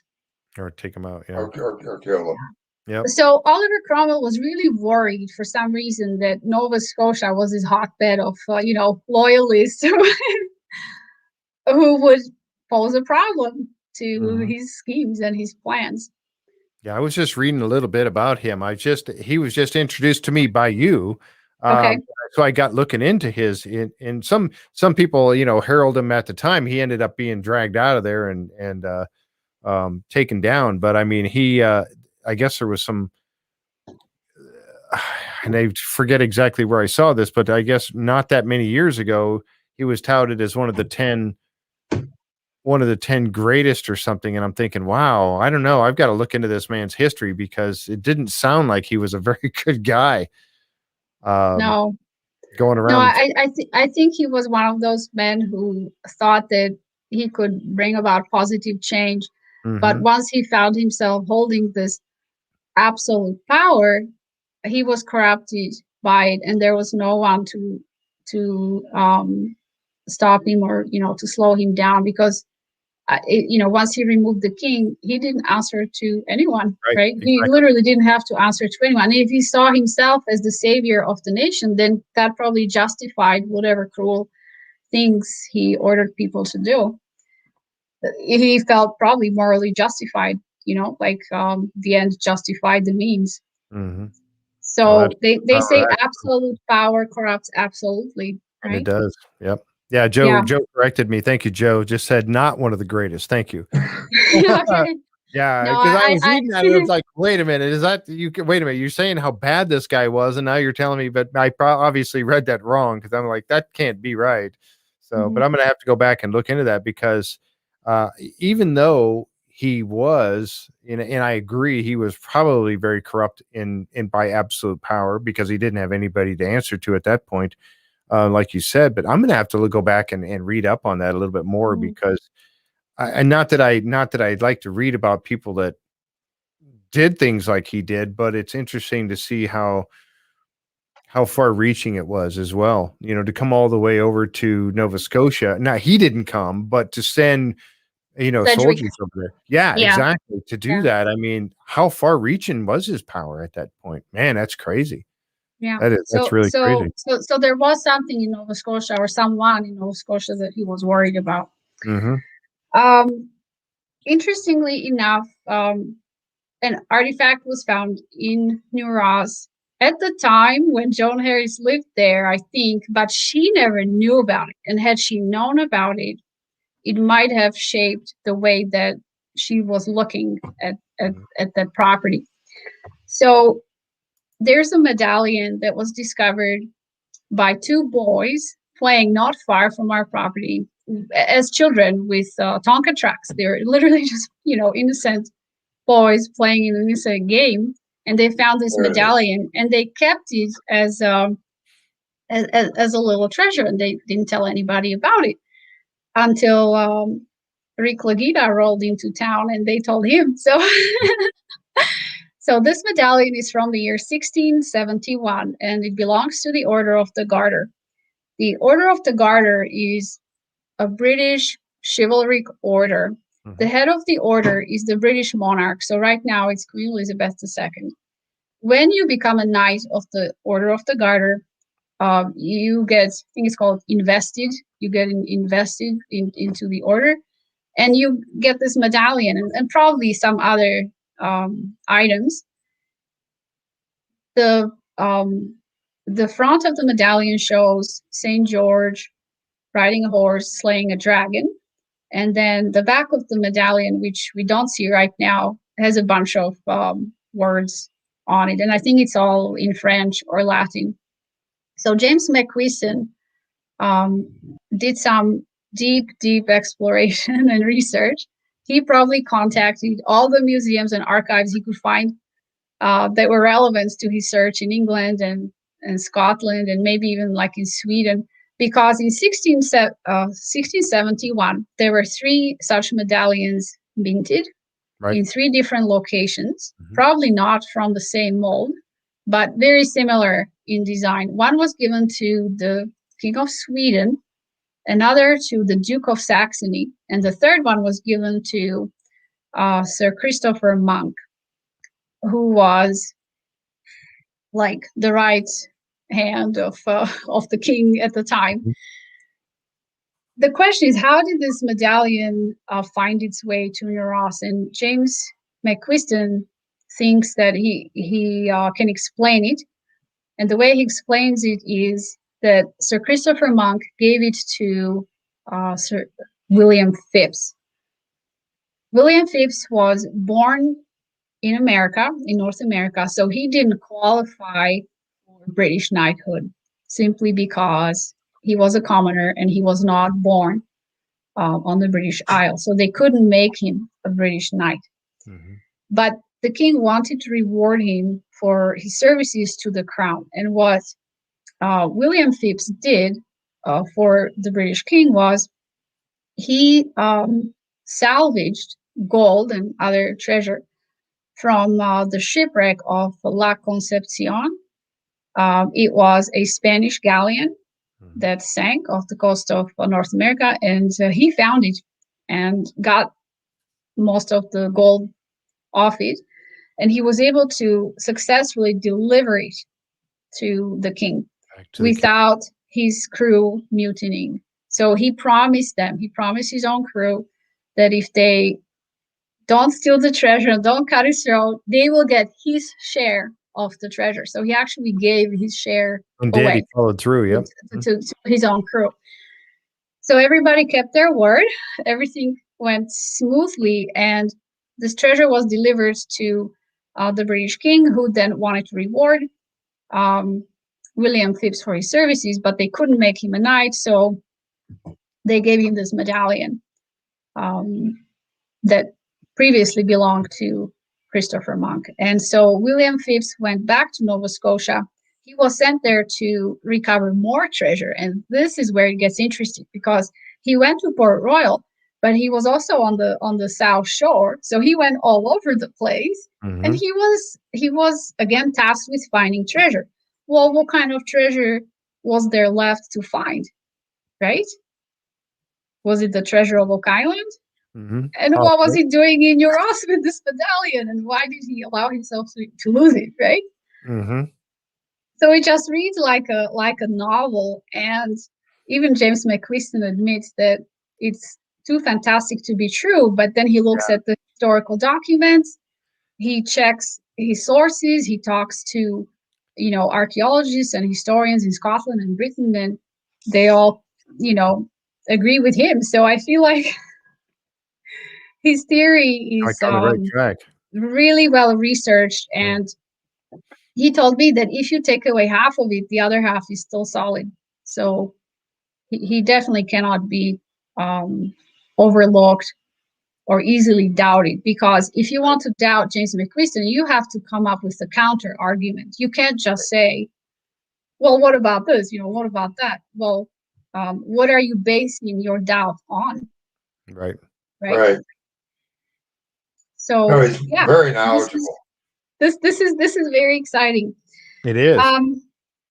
Right. So somebody was poking around Nauss, maybe in the late 1600s, and it could have been William Phipps.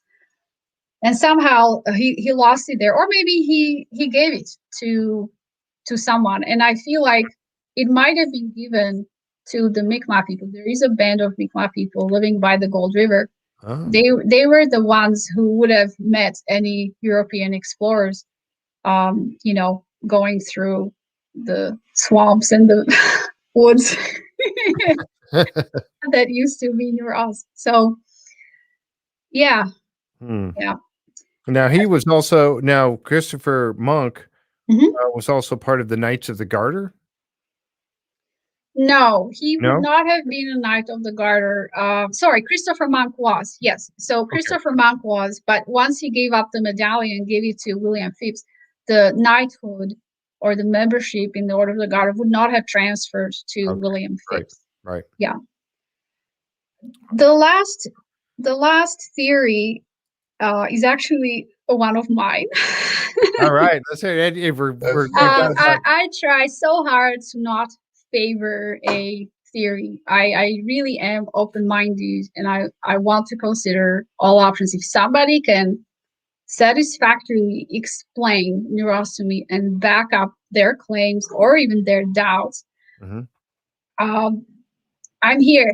Send me a message, call me, send me a letter. I want to know. So the last theory that I am considering is that if all of this is true, that it was a refuge and there was a stone well in existence prior to 1816 or 1817, and the Mi'kmaq people were there when all this happened, and they let somebody live there. That's another thing that we have to be clear about. They would have had to permit somebody to live there. Yep. So obviously, if somebody successfully stayed at Nauss without a military force, let's put it that way, it would have had to be someone who had a good relationship with the Mi'kmaq, somebody that they did not feel threatened by, somebody they maybe even liked and could have worked with, cooperated with, right?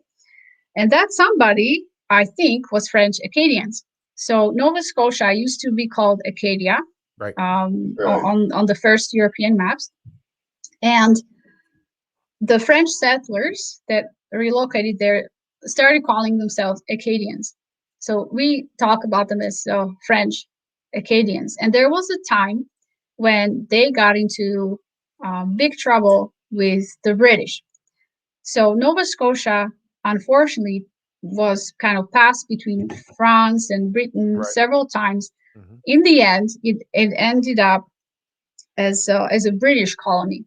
And the British had all this French population on their hands.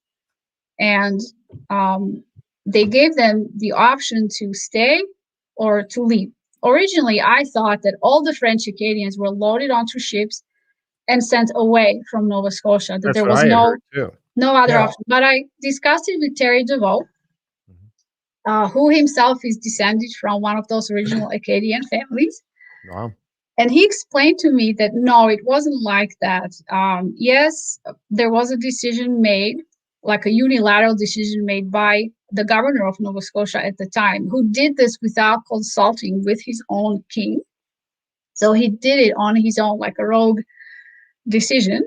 And then after the fact, he informed, the British king that, hey, I booted out all the French farmers.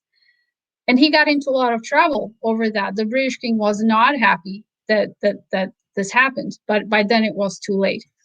So the French Acadians were given an option to either leave, relocate. They were sent to Boston originally, and Boston was supposed to take them, but that didn't go well either. So it's a very complicated story, but some of them stayed behind, and some of them, I think, even escaped from their imprisonment and the ships, and they were hiding out in inland. They were hiding out, in the swamps and in the woods. And frankly, I think they were taken in by the Mi'kmaq, who had good relationship with these French Acadians. There were a lot of trappers who learned this trade from the Mi'kmaq, how to hunt and take pelts. So they even intermarried so there were marriages between the French Acadians and the Mi'kmaq. So there was a whole generation of offspring, right, that were part French, part Mi'kmaq. They were at home in Nova Scotia. They didn't want to leave.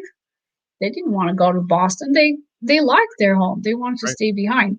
Exactly. And I think that initially the British let them stay, the ones that wanted to stay, but eventually they were like, no, let's do one more sweep and get rid of the last ones too. And I feel like it could have been some French Acadians on the run from the British, hiding out at Nauss with the help of the Mi'kmaq people. Makes sense.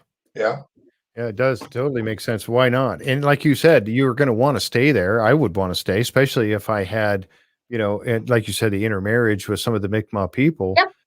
You're not going to want to leave. I wouldn't want to leave. I mean, you have now relatives that are through marriage that are part of, both the Mi'kmaq people. So family now. And they would help hide you too. Yeah, and children are very precious, to both sides, right? And you got grandparents who don't on their grandchildren. They don't want to say goodbye to them and send them to uncertain fate. Of course, they're going to help out and hide you if you need to, stay low for a little while. Mm-hmm. So I think that the British military would not have canvassed the interior of Nova Scotia right away, that they would have focused on the coast, and later they would have penetrated inland, but that might have been like decades later. So I hope that one day I will have clarity, like absolute clarity when it comes to Nauss. And if anybody out there has information, including the Mi'kmaq oral tradition, I would like to know. I want to understand. I'm at that point where I accept that Nauss is a strange place, and while I accept the official recorded history, my gut feeling tells me there is more, and I'm willing to explore what's under the surface. Mm-hmm. And the key to that is people who remember what happened, and people who remember what happened would be the Mi'kmaq or descendants of these French Acadians who might have a story in their family. There's the Nauss family. I believe they live in Norumbega now. Their name is spelled Nauss, Nauss or Nauss, and they have a beautiful tradition in their family that they were invited to come to Nova Scotia with the purpose of building this estate at Nauss, and they even have the blueprints to what that looked like. Yes, and it was John Nauss who talked about it to Joan Harris while she was still alive. So I need to open that channel. I was going to say, you need to get it and start speaking with the Nauss family. Yes. Oh my goodness! Yes, you would love to see that blueprint, wouldn't you? Mm-hmm. You've got to look into that. That's fascinating, because that would just totally, somebody typed that on there. Nauss, correct? That was Henry DeWitt. Mm-hmm. Actually, okay. Yeah. Wow. Now, I want to remain objective and consider all the pros and cons and all the possibilities. Mm-hmm. So if the more critically minded people in your audience want to learn about Nauss, but from like a very strict, hard-nosed academic point of view, there's a very good paper that was written by Vanessa Smith, who I believe was a student at St. Mary's University. She wrote a paper called "The Ruins at Nauss: The Genesis and Resolution of an Archaeological Mystery." It's an excellent paper, and I like it, honestly. She analyzes all the legends associated with Nauss and subjects them to very objective academic study. She mentions all the most relevant artifacts that were found there. She lists all the various theories. And she also has a very good list of, actually holding it right here, of references. So if you're one of those people who likes to read the source materials, like where she got her ideas from, there's a long list of references at the end of her paper. What was that called again? It's called the Ruins at New Ross, The Genesis and Resolution of an Archaeological Mystery by Vanessa Smith of St. Mary's University. And you can actually find it online. So if you Google New Ross and Vanessa Smith, the paper will come up in PDF, and you can probably print it and study it. It's really good. And it was recommended to me by Terry DeVoe. So, and he was right. It's an excellent paper.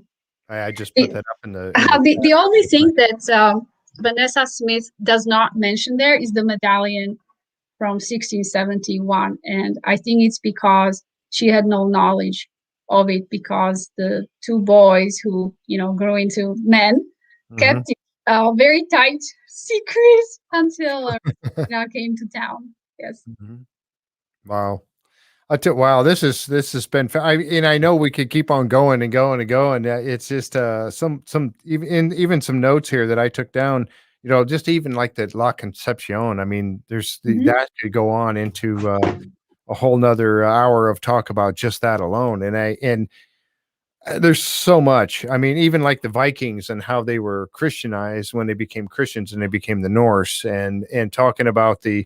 There was something that you had mentioned about them over in Scotland and taking refuge in a mound, a burial mound, I guess. And they okay. If I may, I will put that story out real quick. I mean, that's fascinating. I know you've got some Viking fans out there. I'm one of them. Yes, I'm one too. So, the Norse, once they became Christianized, but they joined the Crusades. They traveled to Jerusalem and they fought as Crusaders. And then they returned home, right? So that was a terribly long journey for them to go, let's say, from Orkney all the way to Jerusalem, fighting the Crusades, survive the horrors, and then return home in one piece, right? In Orkney, there is a mound, which is probably, I honestly don't know how old it is, but probably several thousand years. It definitely predates Vikings. And they broke into it during a storm to take shelter or refuge inside the mound, because it's very well constructed and impervious to storms. And they probably also thought there could be some treasure in it, right? They probably thought it was, the grave of some great chieftain. Possibly. So they spent a night or two in the mound, and they carved some runic inscriptions on the wall of the mound. And basically it says, we are Crusaders and we are traveling with our Earl. Earl was called Jarl, to Jerusalem. And, we have taken shelter in this mound. So we know from that inscription that, yes, there were Crusaders in Orkney who then traveled to Jerusalem and presumably returned. So this would have been in the 1100s. 1153, I think is what they were talking about. Yeah, there were several crusades. So I honestly don't know which particular crusade these Orkney men participated in, but they did. And once I came across an article which was very well written, and it recounted the story of several thousand Norse crusaders who were returning from Jerusalem. They were returning home, and I believe they were going to Norway.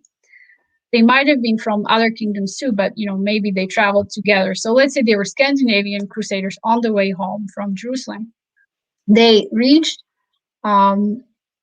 Gibraltar, and after that, they fell off the surface of the earth. We don't know what happened to them. There is apparently no record of their homecoming. Right. Imagine if several thousand successful crusaders came home to Norway, the king would have welcomed them as, heroes. And the church would have been also, very impressed by them. So why is there no record of them coming home? So the authors of that article wondered, they posed the question, did they get blown off course and ended up somewhere in the Caribbean or maybe even in North America, and then they would have been forced to find their way home by following the east coast of North America. And then, I imagine they would have found their way to Nova Scotia, eventually Newfoundland, and find the, old Viking settlements there, yep. get, resupplied, restocked, and then go to Greenland, Iceland, Orkney, and, from there, Norway. So a long way home, a long detour. And by that time, they would have forgotten, everybody else would have, yeah. Yeah, Who are you guys again? 5 years later. Yeah. Oh man, that's crazy. And that's and in those carvings that they left behind or graffiti, it was actually when I was doing some reading on that, it came up as the and I know I Maeshow's runes, and they called it graffiti, Viking graffiti. First excavated in 1861. They went down through the top, according to the Orkney saga. 1800 years earlier, the Vikings took shelter in this mound during a storm led by Earl Harold. They say on here Christmas of 1153, but okay. They were making their way from now, according to, and again, they may not be exactly right because, like you said, they weren't sure if they were returning or going or whatever. But they said making their way from Stromness to the parish of Firth. So okay. But again, you're not exactly sure if all those, and I think they put some speculation into that as well. But yeah, those, and they found that graffiti, they called it graffiti, written on the walls in there, which means that they were definitely there, and they were telling everybody, hey, we kind of broke in here, and and hung out for a while. So, man, there's just so much. I mean, it's you guys have you and James and Gretchen and so many different people that we've talked to have given me so much information and built a hunger inside of me to know more about what's taken place. It makes two of us, Jeff.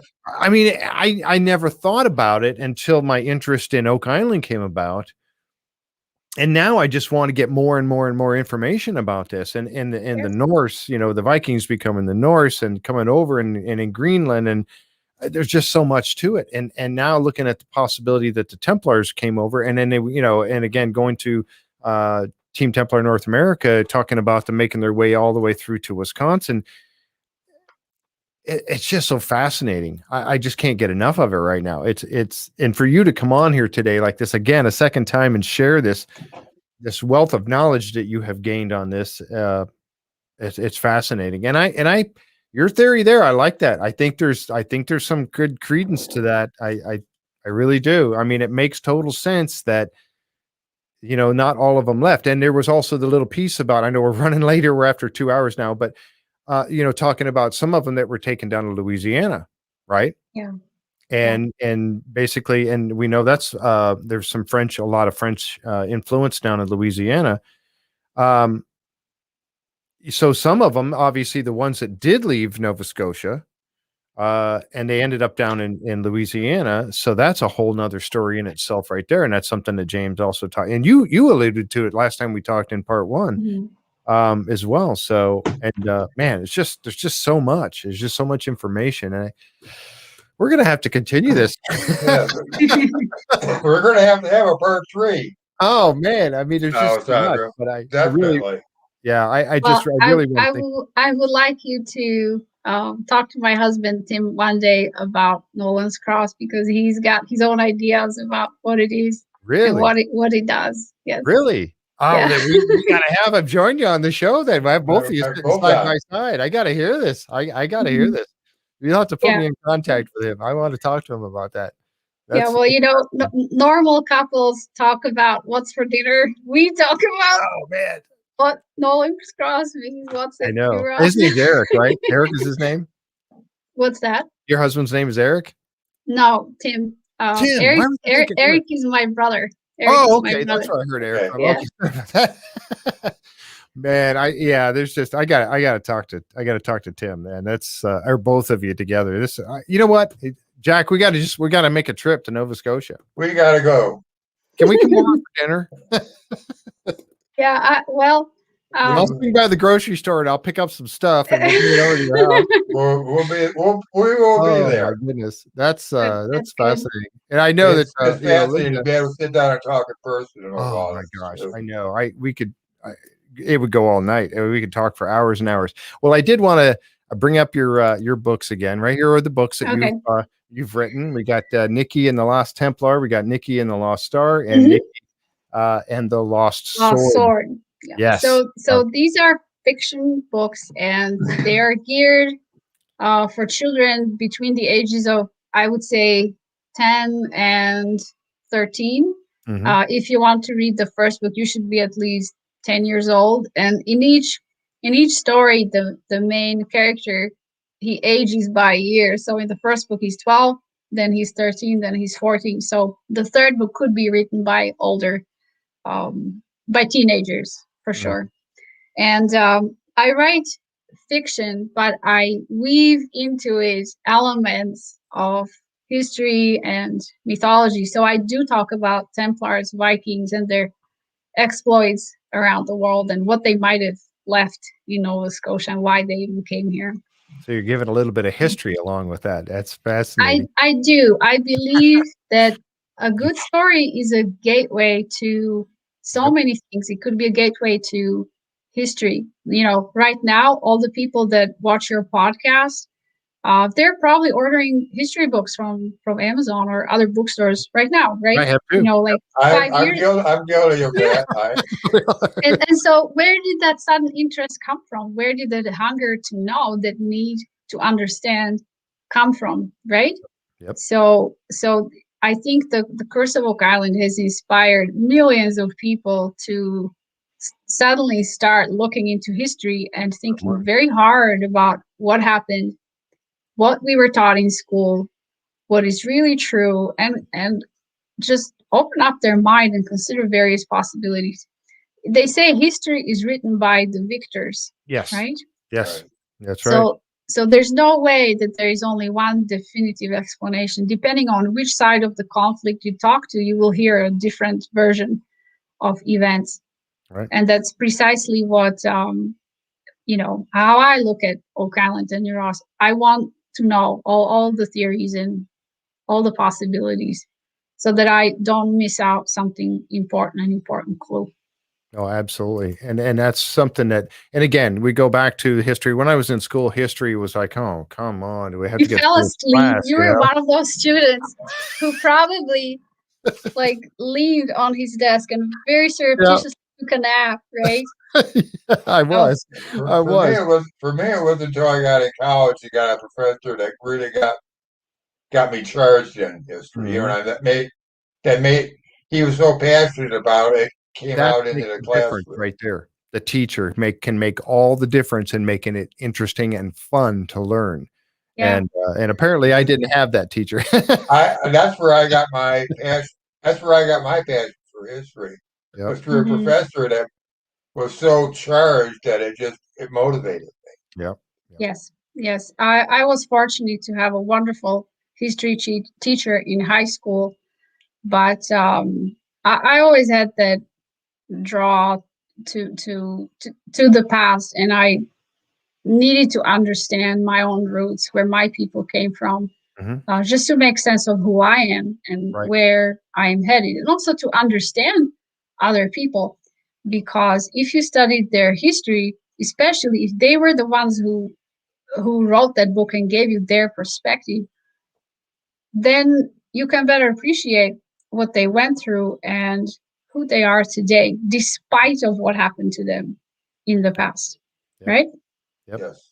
Yeah. Exactly. And on Oak Island, we not only see a revival of history, but science. And I love how they fused history with science, modern science. I mean, how cool is that? Right? It is so cool. It really is, man. And I talked to those guys about that, and that's, every time I've had one of them, like Steven or Laird or one of them guys on the show, or anyone that has it, you're right. Fusing those two things together to come up with solid answers is the way to go. And it fascinates me. And you're right.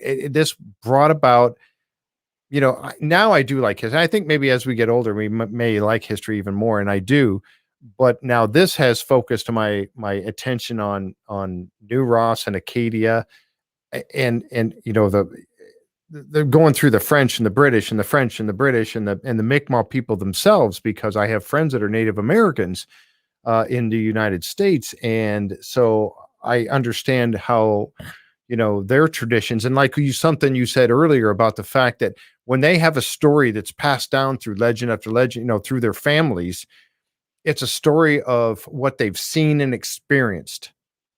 And it's not something that they generally would just make up and say, oh, okay, yeah, well, I'm going to say it, folks, I'm sorry. But when they talk about like even meeting people from other worlds or whatever, the Native Americans do, these are from experiences they've had over the years, and they've passed it along.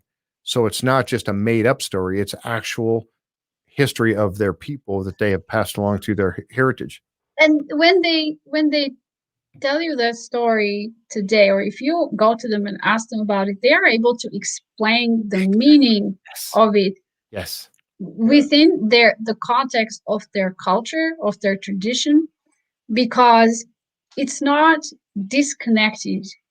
I can pick up a book about Greek history and read about it, but it feels alien. It feels distant. Unless I talk to Greek people themselves and ask their opinion, I'm kind of reading it out of context. I don't understand the context, right?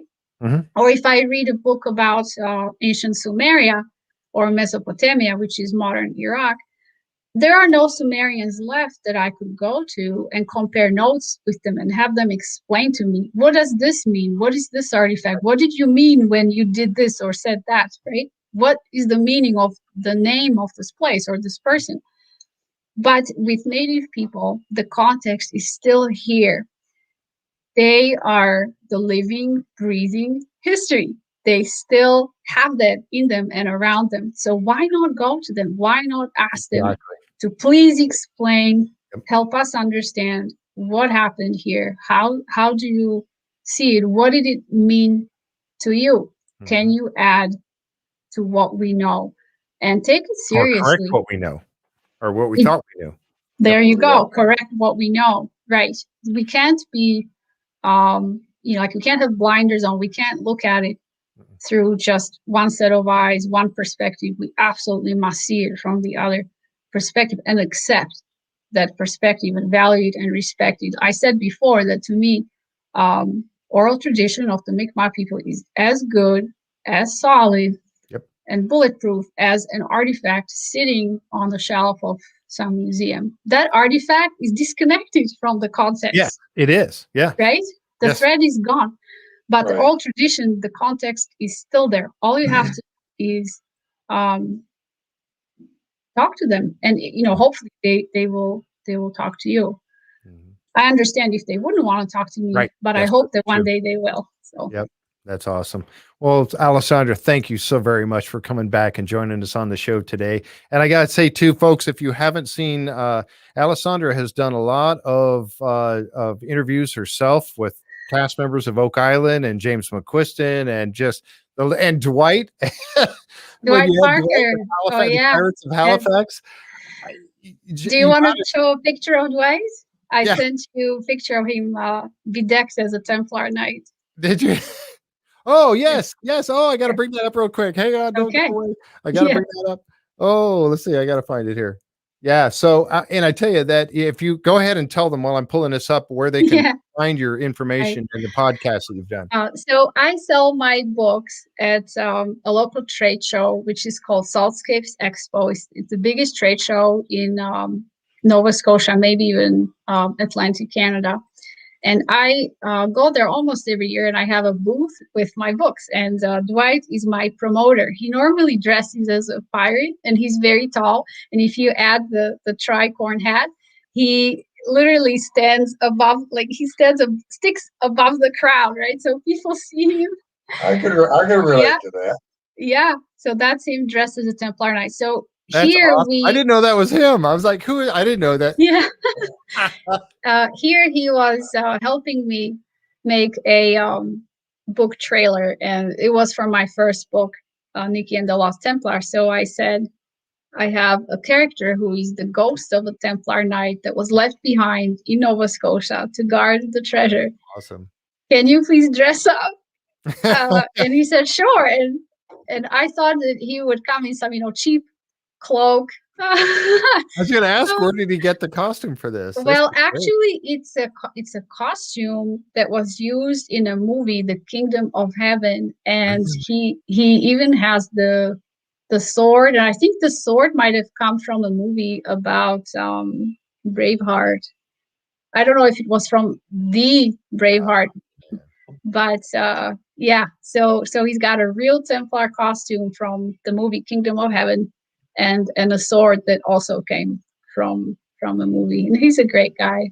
Yeah, I tell you what, and I watched it. It was so, I know you were struggling at the beginning, but because he stayed in character, for so long with his Pirates of Halifax, and it was great. It was really good, folks. If you haven't seen Alessandra's shows that she's done, her podcasts that she's done, you've got to check them out. They're really, really good, and Dwight is great too. The YouTube channel, of course, I have these interviews on my website, adventuresofnikki.com. And I also have a YouTube channel called Templar Island. But even if you just look up the names James McQuiston or Dwight Parker or Wayne Murphy, they will pop up. So most of the interviews have to do with Oak Island or Templars. But I will soon have a second YouTube channel for my readers, so for children and teenagers, where I will be uploading my audiobooks. I had them narrated by a professional Hollywood actor, Aaron Landon. Really? He's amazing. He does all the voices, like he imitates ravens. He can do accents, so he speaks with a French accent at times. And so all that will be on YouTube, and that channel will be called Adventures of Nikki. We're just getting it ready. So. Oh man, I'm going to be watching for sure. That's great stuff. I really do. I'm fascinated by your work. You did some great stuff. And folks, don't forget that Alessandra is going to be co-hosting with me on May 8th with Corian Mull and Christopher Morford. And so they're going to be coming back and sharing. We'll probably talk a little bit about what they talked about last time when they were on the Curse of Oak Island and the presentation that they did. They'll talk about some of that, but they're also working on some new research that they're going to be sharing with us. And I'm so thankful and that you are going to, yes, I know. I can't wait. And you're going to be here as my co-host with them. And I'll send you some information. Don't worry that they've shared with me. I'll get that over to you so you can be prepared. But you guys, you got to check this out, people. I'm telling you. Well, they are going to have to consider James's discovery or revelation about the left arm of Nolan's cross and how they can explain it from their point of view. So I will be paying attention to that one. Yeah, this is going to be good. So don't that's on May 8th. I've got to, let me just double check. I'm pretty sure it's May 8th. Yes, May 8th. Yeah, May 8th when they're coming on. And Corian Mull and Christopher Morford. So yeah, and I tell you what, and Jack is honored to, offered to he step aside and let you because he knows that we often have some guest hosts, co-hosts. Thank you, Jack. Yeah. Oh, you're very welcome. Okay. So it gives me a chance to be a spectator and learn more. Yeah. Okay, there you go. Yeah, so, it doesn't hurt to see I have enjoyed this tremendously. I've had both of you on. I've learned so much. I'm so honored you're here. Yep. Thank you. Thank you so much for coming. Yes, well, I had a lot of fun too, and I apologize to exceeding the 2-hour limit. Oh no, it's all right. We're fine. We're fine. All right. There's too much to talk about. There is just so much. Anyway, thanks so much, folks, for being here with us today. I'm going to wrap this up and let you get on with your Saturdays. But thank you so much for being here. And if you don't mind, like I said, give us a subscribe down there on the YouTube side. Let us know how we're doing. We really appreciate that so much. Well, goodbye, Jeff, Jack, Linda, Jan, and everybody in the audience. Who all the people who were patient and willing to soak up all the stuff. So Yep. It's been a great afternoon. Thank you again so much. And folks, thank you so much. We'll see you on Wednesday night. All right. Have a good week. Bye. Bye-bye. Bye.